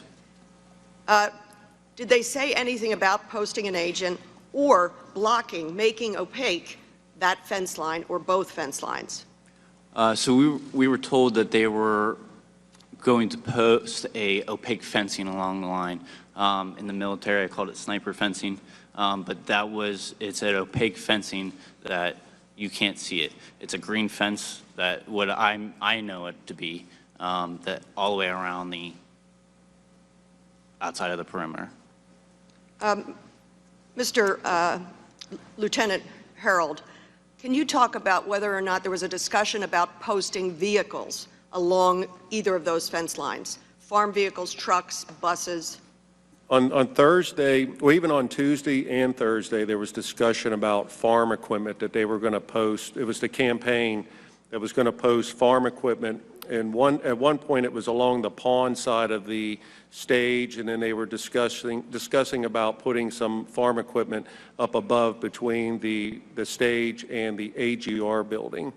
So there was also a contact that was provided to the campaign about a resource that would be able to provide additional equipment to banners, trailers, some of the same equipment that was utilized in the 2020 rally. And so I had put the campaign in contact with this individual, so if they needed additional equipment along that fence line. And then there was also some discussion about, I think it was like, I guess you would say a jumbotron or something, like there was supposed to be a screen of some sort, you know, like blocking that area a little bit better. Saturday morning when we showed up, I think there was one combine that was between the AGR building and the stage, and there was a few additional tractors that was on the opposite side, on the pond side of the farm show there from the stage. And Commander Lentz and Mr. Blasco, when Secret Service arrived, did anybody say to you all, well, we're missing some of the stuff we thought was going to be here? to block that line of sight? When I arrived the day of the rally, I actually did not speak to anybody from the Secret Service until I had to make a phone call to the Secret Service specific to a possible threat that the 911 center received. I thank you. I recognize I've gone over, Mr. Chairman. Thank you. Again, I'll just go to thank you for your service, and it is stunning, the proximity of that rooftop and all of that property. So thank you. Thank you, Ms. Dean. Mr. Fallon, you are recognized for 5 minutes. Thank you, Mr. Chairman. Lieutenant Harold, how long is the academy that you attended to become a Pennsylvania State Trooper? Approximately 6 months. And during that 6 months, how much time was spent on personal protection training or providing security at political rallies? Very little. Yeah, if not any, right? Right. Would that be the same, Commander Lenz and Officer Blasco? Correct. There's, Similar? to my knowledge, none in the police academy. Agent Sullivan, when you went through the academy training, was it 6 months like it is now? The first school was 12 weeks at Glencoe, Georgia, and the second Secret Service was about 16 weeks. Fair to say that about 5 to 6 of those weeks were spent on how to secure perimeters and things like that at political rallies? Yes, it was and personal protection? the vast majority was protective intelligence investigations, protection. Gotcha. And then when you actually went on a protective tour, it's about 5 or 6 years? That accurate? You'd have to be an agent for at least 5 or 6 years before you could be assigned to protective detail. Right, but a protective tour lasts about 5 years or so? No, when I was an agent, it was between 3 and 4 years. Okay, it's about 5 years now. Or more, yes, sir. So fair to say, I think we've established that the experts in protection are the Secret Service and not local law enforcement. You do a lot of other things. To illustrate for the American people the abject historical failure of the Secret Service, because they're supposed to be the premier protective agency in the world, and on July 13th, they were anything but. And Helen Comparatori doesn't have a husband because of that. So when I visited the Butler Farm, the Butler Farm Show and the AGR complex, two things struck me. The absolute, that proximity of the AGR building to where the stage was where President Trump was speaking, and also when you're on the other side of that very limp chain link fence, how much, I'm shocked as to how many people were milling about that didn't go through any magnetometers or any security checks. Officer Blasco, do you have any idea how many people were on the grounds that day on the AGR On the property? AGR complex? Yeah. From talking to the sniper units in the AGR building, they said there was approximately 150 to 200 people. Okay, so there were hundreds there. All right. And so, let me ask you this. Is the AGR property, it's outside the security perimeter, but there were hundreds of people 50 yards closer to the president than the shooter. We didn't know who they were. Commander Lenz, what's the highest structure in the direct proximity of the AGR building?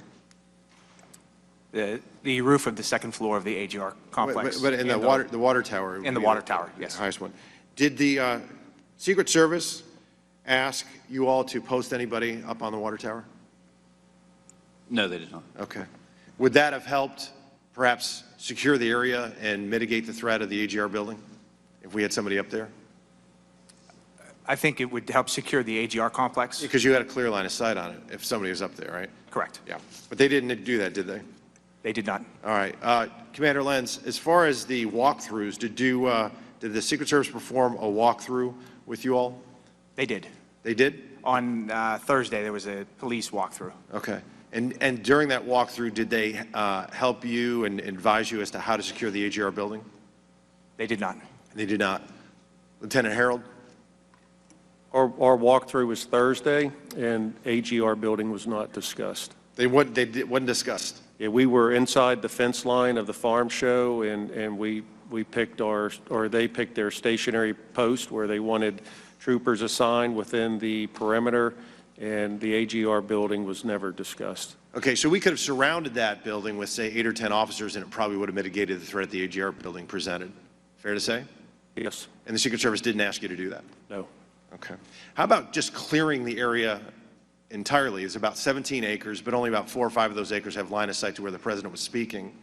Did they ask you to maybe put up some stakes around the perimeter, police tape, no trespassing? They asked you to do that? No, I knew AGR, I knew the parking was restricted that day. The business was not going to allow parking, but there was nothing, no other communication regarding the AGR. If the property, if the AGR property had been cleared with police tape and some, don't trespass and nobody other than law enforcement walking about, would that have helped secure the area and mitigate the threat of the AGR building presented? No, it would have, but like I know that they were going to sweep the farm show, so I'm not sure if that area was swept by Secret Service or not. I have no knowledge of that. And we know that there were hundreds of people that didn't go through any security checks that were milling about on that property that day. Outside Could have the presented fence is a grave correct. threat, and we just got lucky in that regard. Yes, sir. Do you think that, I'd say, Lieutenant Harold, again, were law enforcement stationed on the roof of the AGR building? Did the Secret Service ask you to put people on the roof? PSP was not asked to put anybody on the Okay. roof of the AGR. Commander Lenz, were you asked to put anybody on the roof? We were not. Officer Blasco? No. No. But if there had been law enforcement on the roof, probably wouldn't have had a shooter on the roof. Fair to say? True. Yeah. How about drones? Agent Sullivan, to the best of your knowledge, were drones deployed that day to help mitigate the threat that the AGR complex presented? Mr. Fallon, having not been there, it's my understanding they weren't. The Secret Service had some technical issues with the drone. That's my understanding from public knowledge. Lieutenant Harold, if cameras had been placed on the AGR roof, would that have helped mitigate the threat? That would have. Where the Secret Service didn't place any cameras to your knowledge, did they? Not aware of any cameras on the roof of the AGR building. There's about 7 different ways the Secret Service could have secured that building. A 10-year-old looking at that satellite image could have seen that the greatest threat posed to the president that day outside the security perimeter was the AGR building and that roof. And a 20-year-old with a week's notice figured it out and outsmarted and outmaneuvered the entire U.S. Secret Service. And that is a shame, and it's a stain on their agency. And the best way to prevent these from happening is you don't react to them, you prevent them in the first place. Mr. Chairman, I yield back. Thank you, Mr. Fallon. Ms. Mulhane, you're recognized for 5 minutes. Thank you, Mr. Chair, and thank you very much, gentlemen, for joining us today. I want to join my colleagues in thanking you for your service. I, too, served in the military, and so I'm enormously grateful for the safety and security that you provide all of us when we're home. My questions are going to be focusing primarily on communications and radio protocol, and so I'm confident or somewhat confident that I know to whom to direct these, but if you have any insider input into it, please feel free to chime in.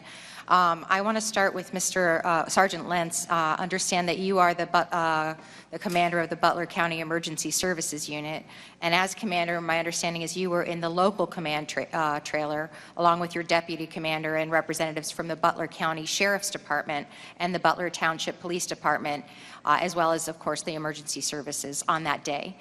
Meanwhile, my understanding is that the Secret Service security room included representatives from the Secret Service, from the state police, and also from the Butler County Emergency Services. Just to start, is that a fairly accurate portrayal of who was where then?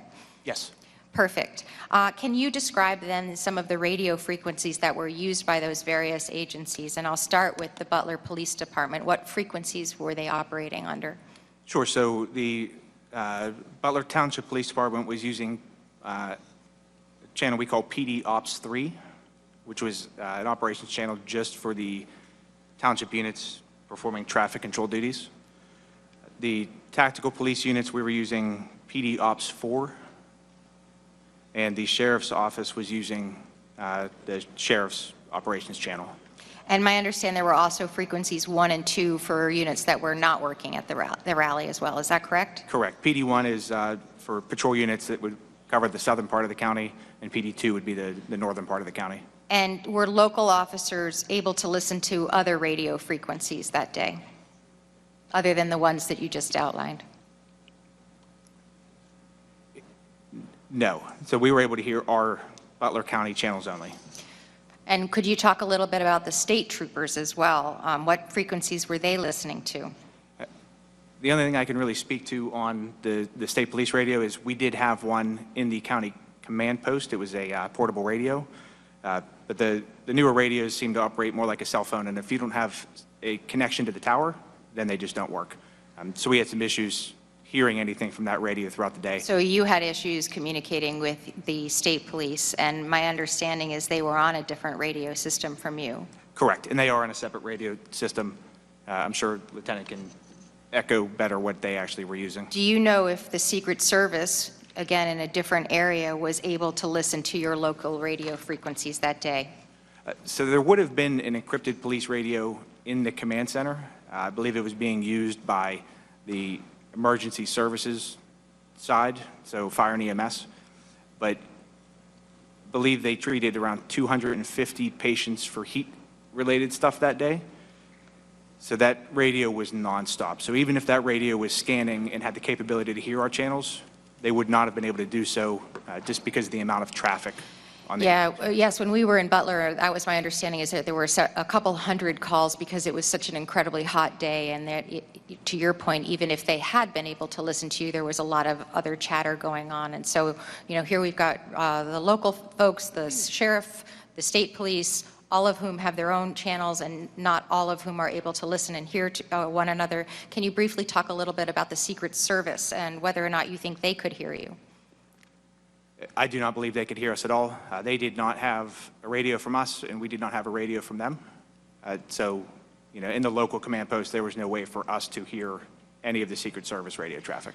So for those of us who are of a certain age, I was in my early mid-20s during September 11th. This was almost exactly what I remember being the problem in terms of responding to September 11th, that there were all kinds of really well-intentioned, very well-trained people, but none of whom could hear one another or communicate with one another. It feels as though we haven't made a whole lot of progress on that.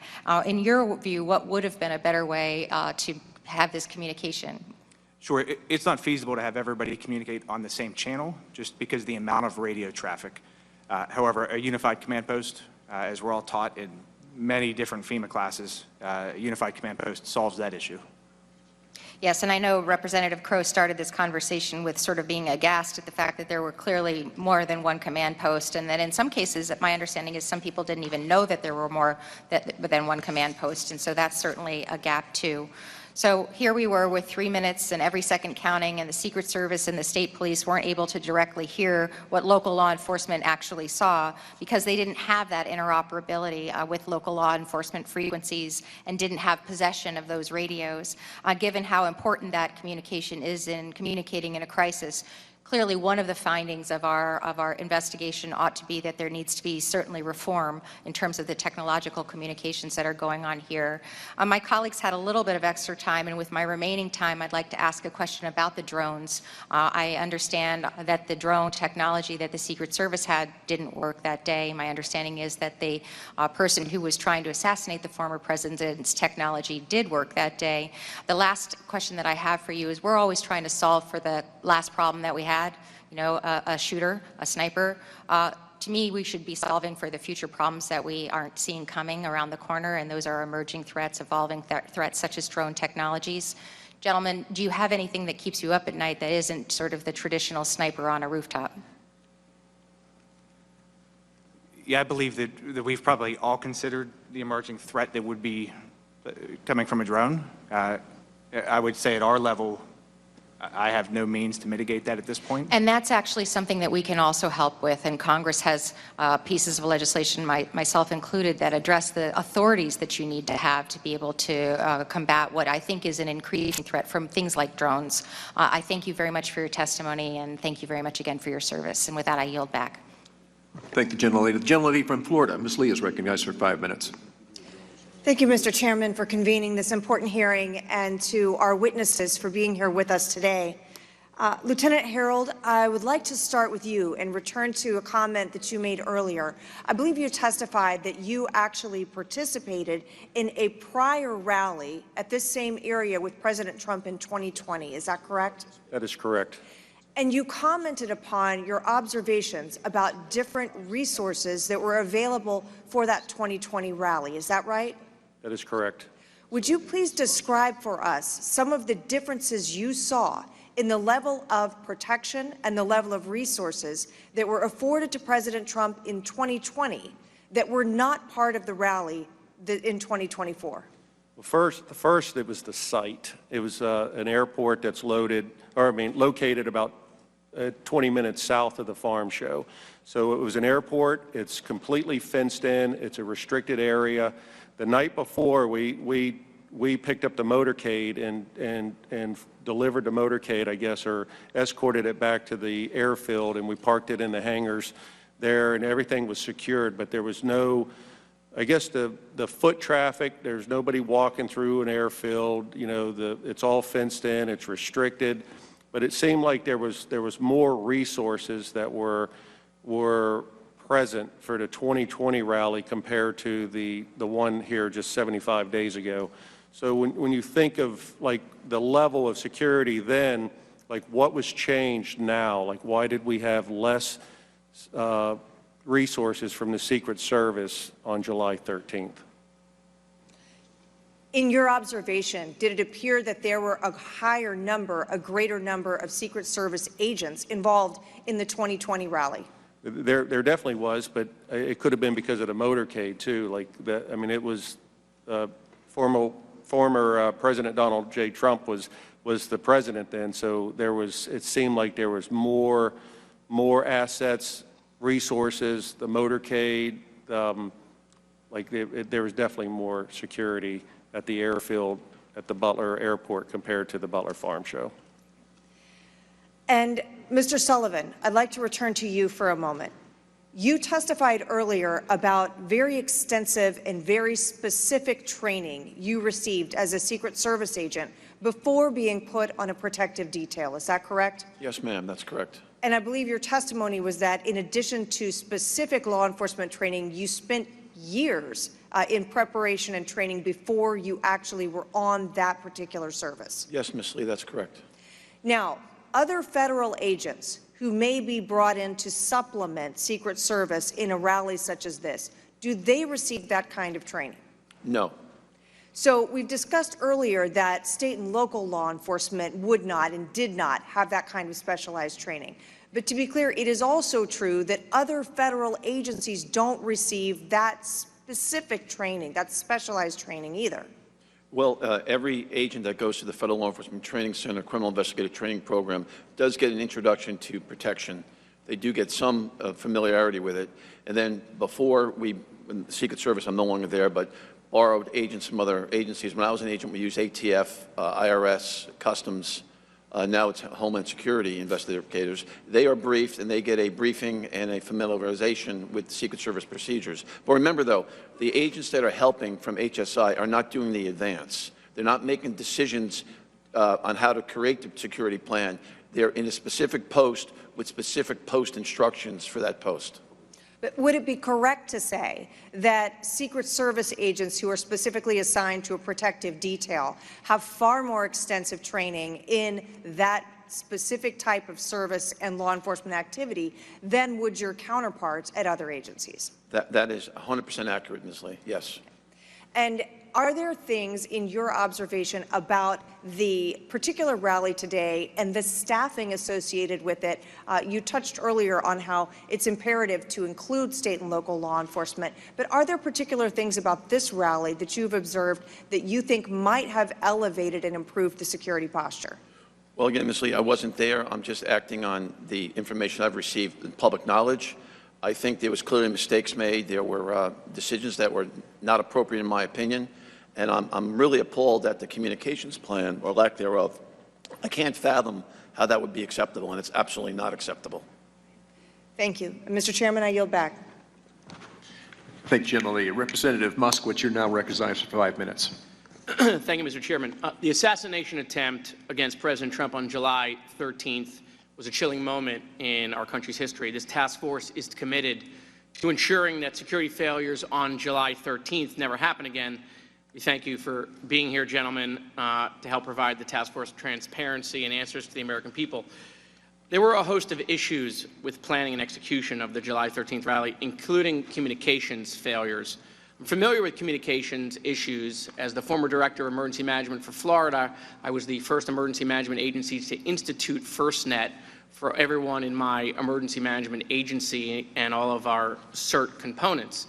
Additionally, I helped establish the Marjory Stoneman Douglas Commission after a shooting at my high school in Parkland, which also had radio throttling and cell phone issues, major communication issues where police departments couldn't talk to each other even though they were at the same site. Sergeant Lentz, were there cell phone issues on July 13th, and if so, what were they? There certainly were. As more and more people started to arrive, it seemed that cell phone communications started to fail. I do have my cell service through FirstNet, so throughout the entire rally, I was able to make phone calls and send messages. But even in the command post, we were operating a mobile CAD and also a mobile radio platform that didn't have enough signal to actually operate. So we switched back to just using portable radios. Right. And just for the edification of people watching at home, following the communication failures on September 11th, 2001, the 9/11 Commission recommended the creation of a nationwide communications network that would include priority and preemption capabilities for our first responders. FirstNet was AT&T, Frontline was Verizon, and those plans allow priority and preemption capabilities for first responders to prevent that sort of thing. And so, Sergeant Lentz, to your knowledge, did any law enforcement personnel who had access to FirstNet or Frontline on July 13th report issues with their cell phones? So Frontline or FirstNet people, did they have any issues? To my knowledge, no, they worked the entire time. My pictures were a little bit slower to send, but they did go through. Yeah. Which members of local law enforcement can access Frontline or FirstNet? Do local law enforcement departments provide those? I do not know. So mine is actually my personal phone that I set up through FirstNet. Right, so you have to pay for that yourself? Yes. To have priority to make sure you can communicate? Yes. Right, okay. At the July 13th event, a local sniper sent pictures of the shooter to other local law enforcement officers approximately 45 minutes before the shooting at 5:34 p.m. While some officers received those pictures, several law enforcement officers reported that they did not receive those photos of crooks due to connection issues. Sergeant Lentz, our understanding is that everyone who had FirstNet was able to receive the pictures of crooks. Is it your understanding as well? Yes. Okay. To your knowledge, were the local law enforcement officers on the ground in Butler on July 13th that had FirstNet or Frontline, were any of those unable to receive it? Not that I've heard. Okay. Would all local law enforcement having access to FirstNet or Frontline help improve communication issues at major events, in your opinion? Yes. It's long been known that when you get a very, very large crowd of people, the cell system can only handle so much. At the 2020 rally, there was actually a FirstNet truck, I believe, that had been driven there and deployed as an additional cell tower. And I do not believe that occurred at this rally. But it does seem that the FirstNet is a very, very good option to make sure we have cell phone capabilities. Right. So I just want to think about it, right? So the 9/11 Commission recognized this in 2001. We created a solution, and yet it's 2024, and we're still not implementing that solution at the highest levels of our security agencies to keep former presidents safe, for law enforcement on the ground who are a part of that, for Secret Service who is a part of that.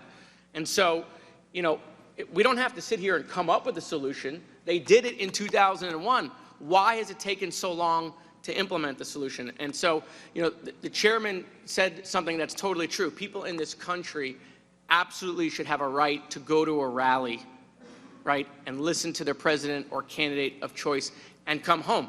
By the way, parents should have the right to send their kids to school in this country, right, and for them to come home as well. Mr. Chairman, I yield back. Thank you. I thank the gentleman. Now recognize the Chairman of Homeland Security, Chairman Green. 5 minutes. Thank you, Mr. Chairman, and thank you and the ranking member for your leadership on setting up this hearing today in this investigation, and thank you to the witnesses. Colonel Christopher Paris, I think the commander of the overall Pennsylvania State Police, testified before the Committee on Homeland Security a few weeks after the events in Butler and a few weeks before this task force was formed, that a photo was taken of the shooter with a rangefinder actually actively ranging the podium. He further testified that that image was texted to a PSP officer in the control center and showed to the U.S. Secret Service approximately 10 minutes before President Trump took the stage. Can you, Lieutenant Harold, confirm that that testimony is accurate to your understanding? I have no knowledge of the image prior to or during the day of July 13th, so I can't answer to that. Like if it came up in the investigation, I had nothing to, or I have no working knowledge of the investigation, just the events that took place that day on the 13th. You were on the ground there that day. So Yes, sir. this was reported to us in committee and under oath. I mean, you know Christopher Paris, good man. I do. Your boss. Yes, sir. Okay. Mr. Sullivan, you've been made aware, I know my colleague, Mr. Walsh, talked about the intel. Apparently, the additional intel was received about 21 days before the event. It was reported, as I understand it, to the Trump detail 7 days before the event. Considering this heightened intelligence, do you think allowing President Trump to take the stage after an image of an individual ranging the podium with an optical rangefinder is received 10 minutes before was a good idea or a bad decision? Well, I don't know if the detail leader was told about that image being received. Had the detail leader been told about that? PSP guy says it was shown by on a text. The phone said, "Here, this is the image of the guy, somebody ranging the target." Yes, Mr. Green, I understand that, but that may have been someone in the security room, and that wasn't transmitted to the detail leader. I don't know if it was.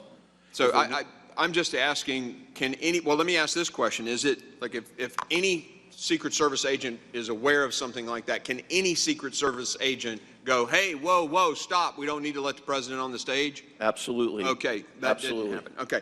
Okay. But primarily it would be the detail leader's responsibility, but any agent could step in if she thinks it's an immediate emergency. Okay, good. Commander Lentz, you mentioned that the local law enforcement activity fired the first shot. Is that correct? That maybe hit the, you mentioned maybe that he withdrew. Do you think he was hit, or do you think he just sort of ducked because he was taking incoming fire? In speaking with the officer that fired that shot, he's very confident that his round was on target. And the way he described him, it wasn't a duck. Is the doctor still available and online? Yes, I am. Were there 2 bullet wounds in this individual, or just one, the headshot? No, it was just the one. Okay. I just found it interesting that when we were briefed by the FBI, we didn't get told about that shot taken by the local guys. Lieutenant Harold, did Secret Service, the shooter apparently had the gun stored somewhere, as I understand it, on near the AGR building. Did the Secret Service use canine teams to clear the site prior to the event that day that you're aware of? Is that a question for me, sir? Lentz, or you, sir, Commander Lentz? Or I'm not aware of any canines clearing the area of the AGR international property.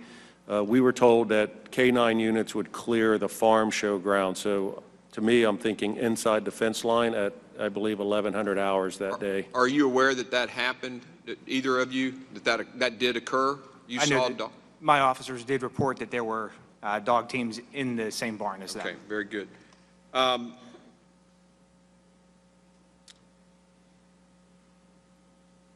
So you were testifying earlier, Commander Lentz. Did I understand you correctly that you're the leader of the local law enforcement on the ground there, right? Just the tactical units. Okay, the tactical units. The first time you talked to Secret Service that day was when you needed them and you called them? Correct. Did anybody check in with you to make sure your guys were in the right place for the event?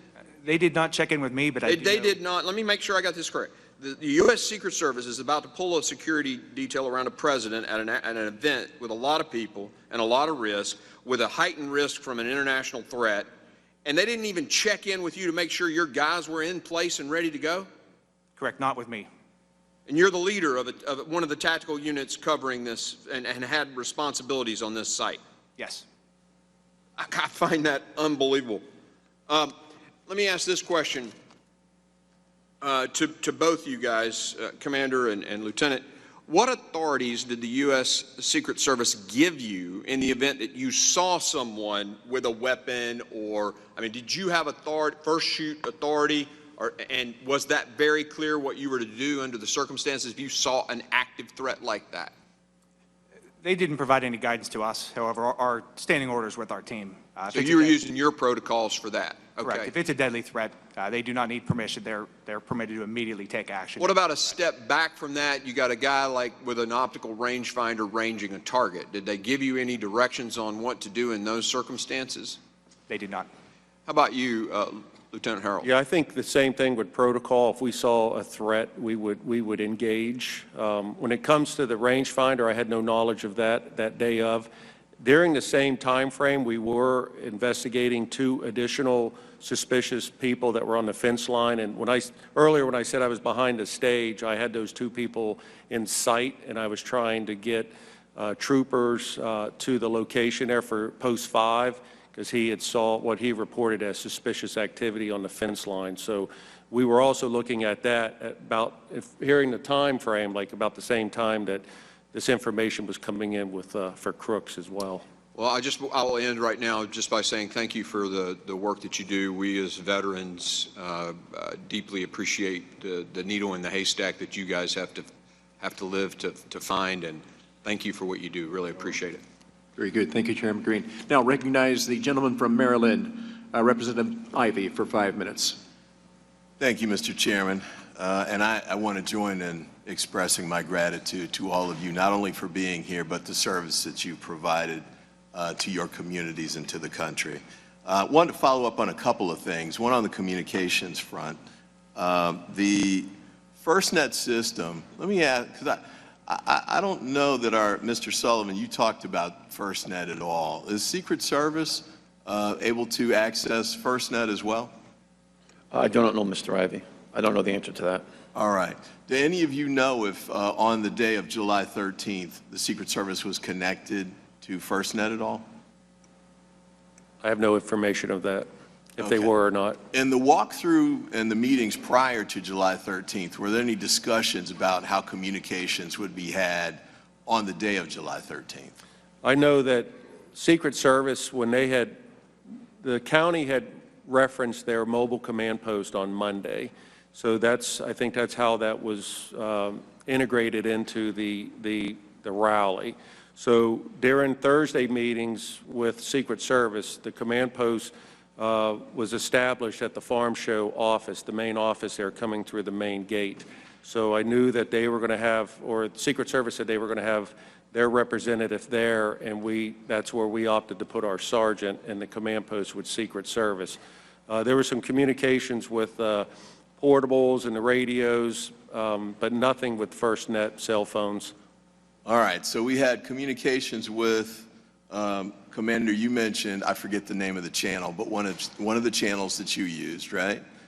You had people using cell phones, I guess for direct calls and for text communications? Yes. Yes. All right, and then you had multiple other radio channels that were being used. Yes. Is that right? And some people were using FirstNet and some weren't. Is that all fair? Correct, yes. All right, and then you had 2 separate command posts or communication that had communications going through them. Is that right? Yes. So I saw a series of text messages, I think related to spotting the man on the roof who ended up being crooks. And it was texted because I guess the person who sent the text was uncertain that the radio communications would get to who they had to get to. So were you aware, Commander, that the text messages were being sent on July 13th? Depending, I definitely knew text messages were being sent.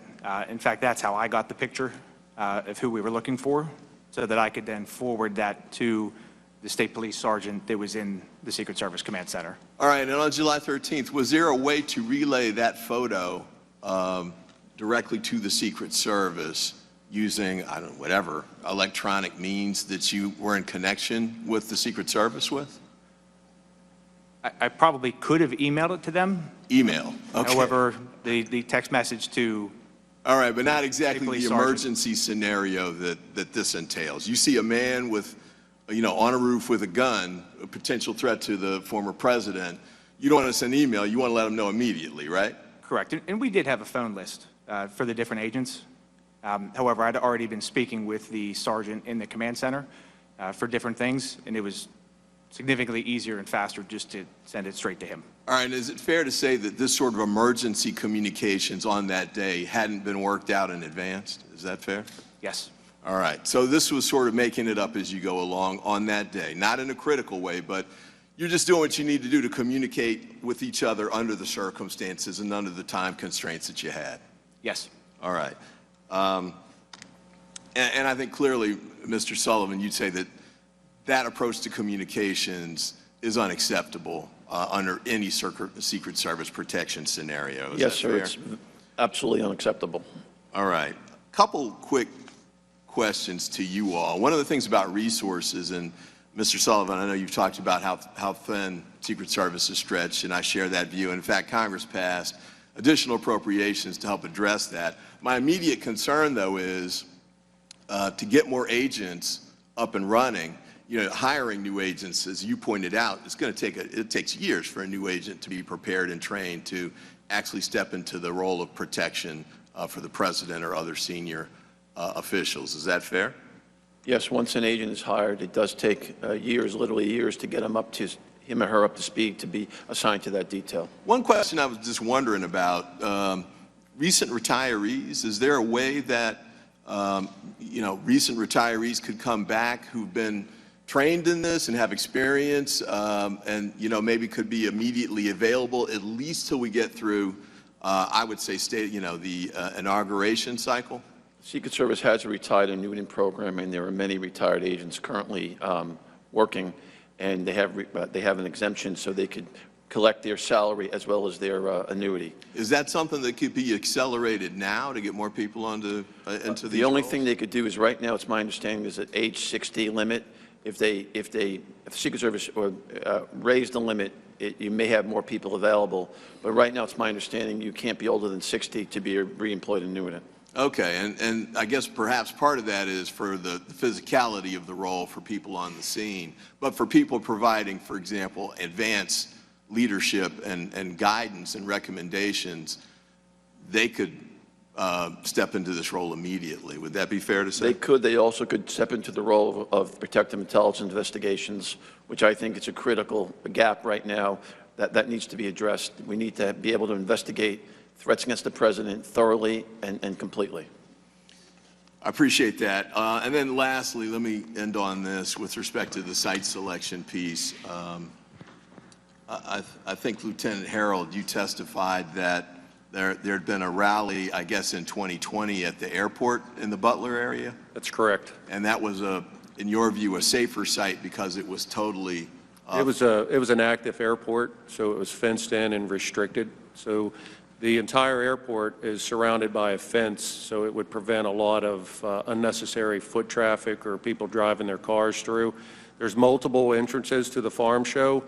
There's a back gate, there's a front gate. You can come through the hangars off the airport side. So there's a lot of areas to be able to access that venue.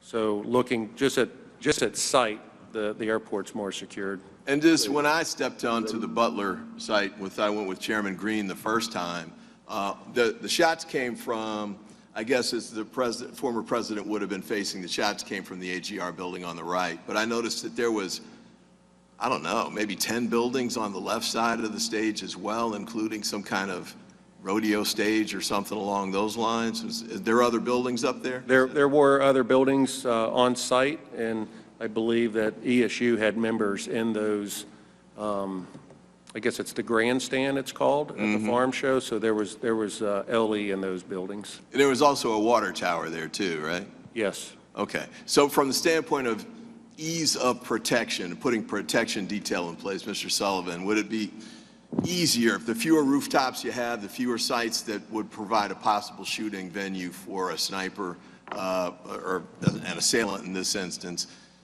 Is it easier for the Secret Service and safer for the people, not just the candidate, but obviously, as we saw, the deadly consequences on that day, spectators who come to watch? Is it safer to have it maybe at the airport scenario as opposed to the field?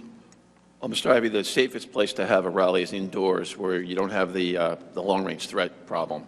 If the Secret Service were in decisions making for the campaign sites, we would always recommend it be indoors. any rally. Fair enough. And then last point, Mr. Chairman, with respect to that, I know we're not on Florida yet, but I will say this, on the site selection piece, and certainly candidates, and I've been one myself, have a right to rest and relaxation.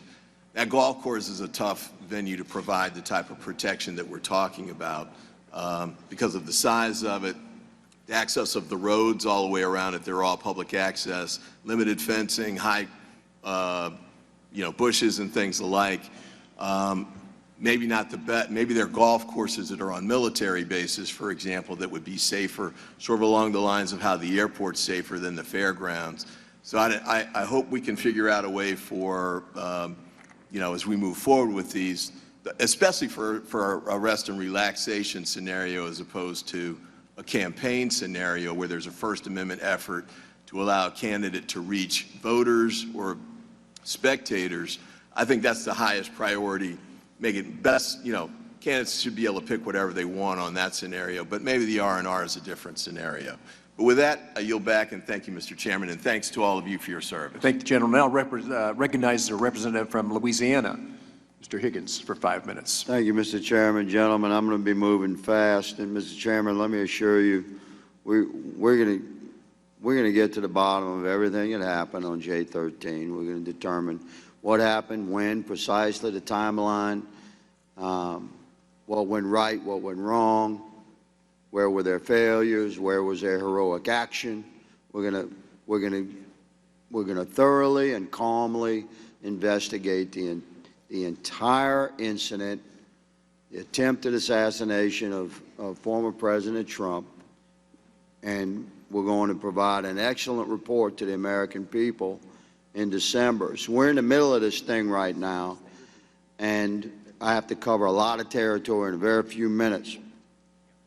Commander Lenz, you're the commander of the entire tactical unit for Butler County.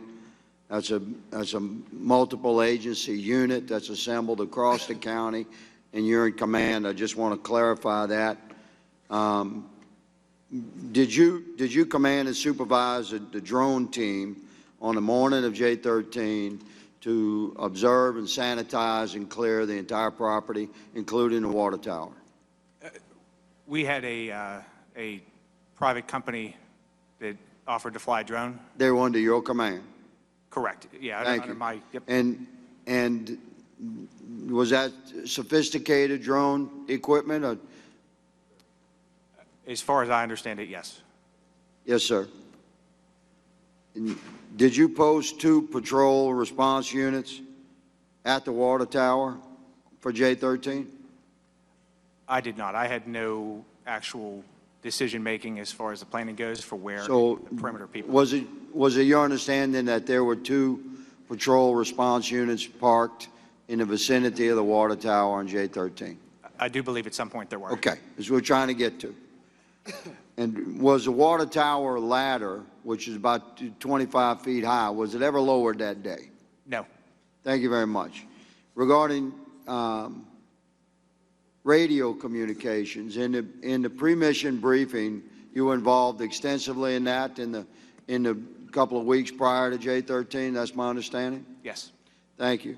Regarding radio communications with the visiting federal agencies with jurisdictional authority to protect the former president, the Secret Service, did Butler County ESU, your unit, provide particular radios for the Secret Service or set aside radios for the Secret Service? We did. You did. Did you personally call the Secret Service counter sniper teams and remind them to pick up their particular radios on the morning of J13? So I had spoken to them at the walkthrough and offered the radios. That was on Thursday. Correct. And then the day of the rally, our sniper team leader, when they did their face-to-face, he reminded them that the radios. Yes. Did they ever pick up those radios? They did not. And so those 2 counter sniper teams for the Secret Service were posted up on roofs. There was the Northern Counter Sniper Team, which ultimately did not take a shot on crooks because their line of sight was blocked by a couple of trees.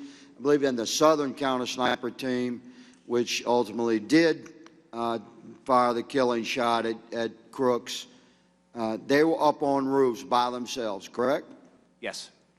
Mr. Sullivan, would have been helpful. You said it was absolutely unacceptable for there to not be direct radio communications. Would it have been helpful for the Secret Service to pick up the radios that the Butler County ESU had provided for them and reminded them to pick up? Absolutely. Especially up on a roof, being isolated as these counter sniper teams are. Yes, They didn't have that radio communication. No, would have been Let me helpful. clarify that the local Butler County ESU, in command of all the local forces assisting Secret Service that day, attempted to deliver radio communication to the counter sniper teams. My goodness, time rolls quickly. I'd like to jump into shot number 9. Shot number 9, during the interviews with the Secret Service and FBI, they commonly step over shot number 9. They say Crooks fired 8 rounds, and then the Secret Service fired the killing shot, shot number 10.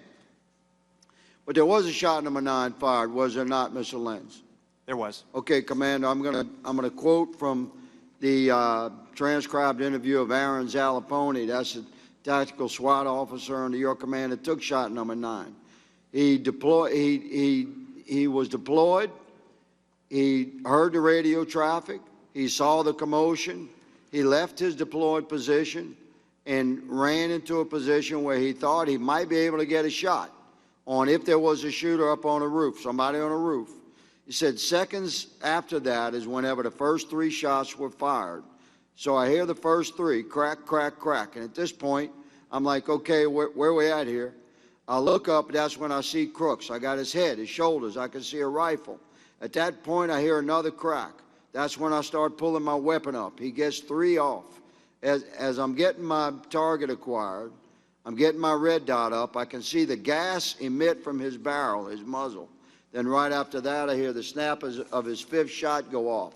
Then immediately after that, I press one off, and that's when he immediately goes down. When I say goes down, it wasn't like he was ducking to get out of the way. I mean, I know I hit him.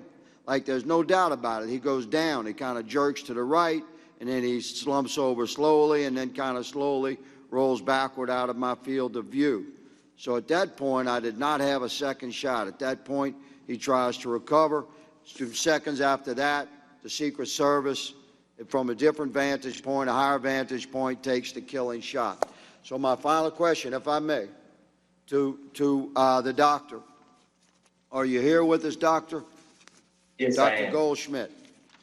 You stated, sir, and I know you're doing your best. You performed the autopsy. I've observed your work. I think it was very professional work, in my opinion.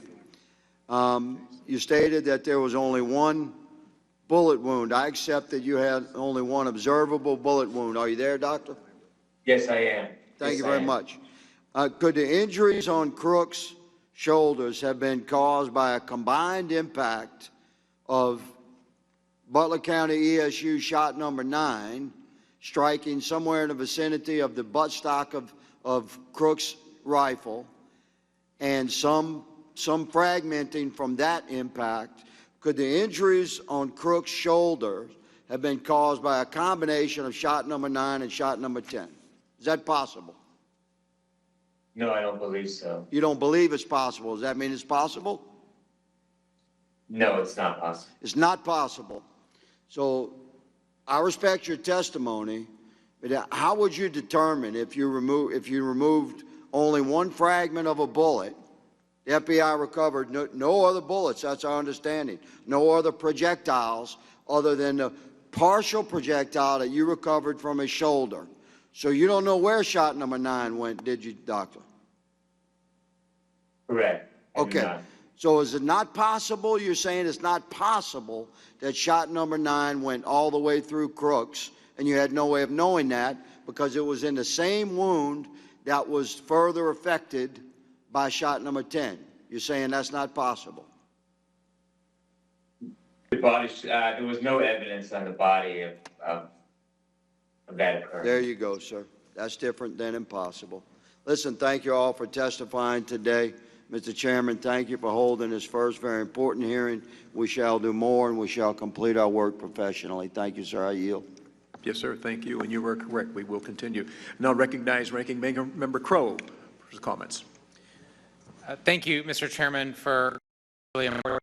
And I just wanted to take a moment to thank all of the witnesses here today. Your testimony was clear, was concise, was candid, and was very helpful for us in our first phase of the investigation to understand what happened, what didn't happen, what should have happened. You all didn't ask for this, and I know none of you wanted to be in this position, but you have handled yourselves professionally, and for that we thank you. I know you are serving your community, our country. We are proud of that service. We thank you for that service, and this task force will continue with this job of giving answers to the American people that they deserve, and also making sure that this incident, an incident like this, never happens again. So thank you very much, Chairman. Thank you, sir. Look, I want to thank you all for being here. I live with you. We live in the same place. We experienced the same thing that Saturday.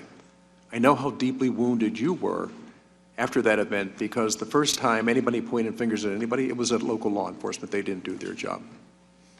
You being here today is a validation of what you did that day, your commitment to that day, and going over and above what you normally would have done. I know a lot of you there were there in 2020 when we did the rally at the Butler Airport. I get that. That time they said there was maybe 50,000 people there. That went off very smoothly, no problem. July 13th was a problem, a huge problem. You guys did everything you were asked to do that day. You stayed your course. You did everything, everything. And I want to thank you for coming here today, that the public can hear what happened that day, and you can answer questions that were very relevant to that. Thank you so much for your commitment. Appreciate it all. Thank you all. Now, without objection, members have 5 days to submit additional materials and written questions for the witnesses to the chair, which will be forwarded to the witnesses. I ask the witnesses to please respond promptly. Now, we'll now pause to allow the witnesses for our second panel to come forward. Thank you. We're going to take about a 10-minute break.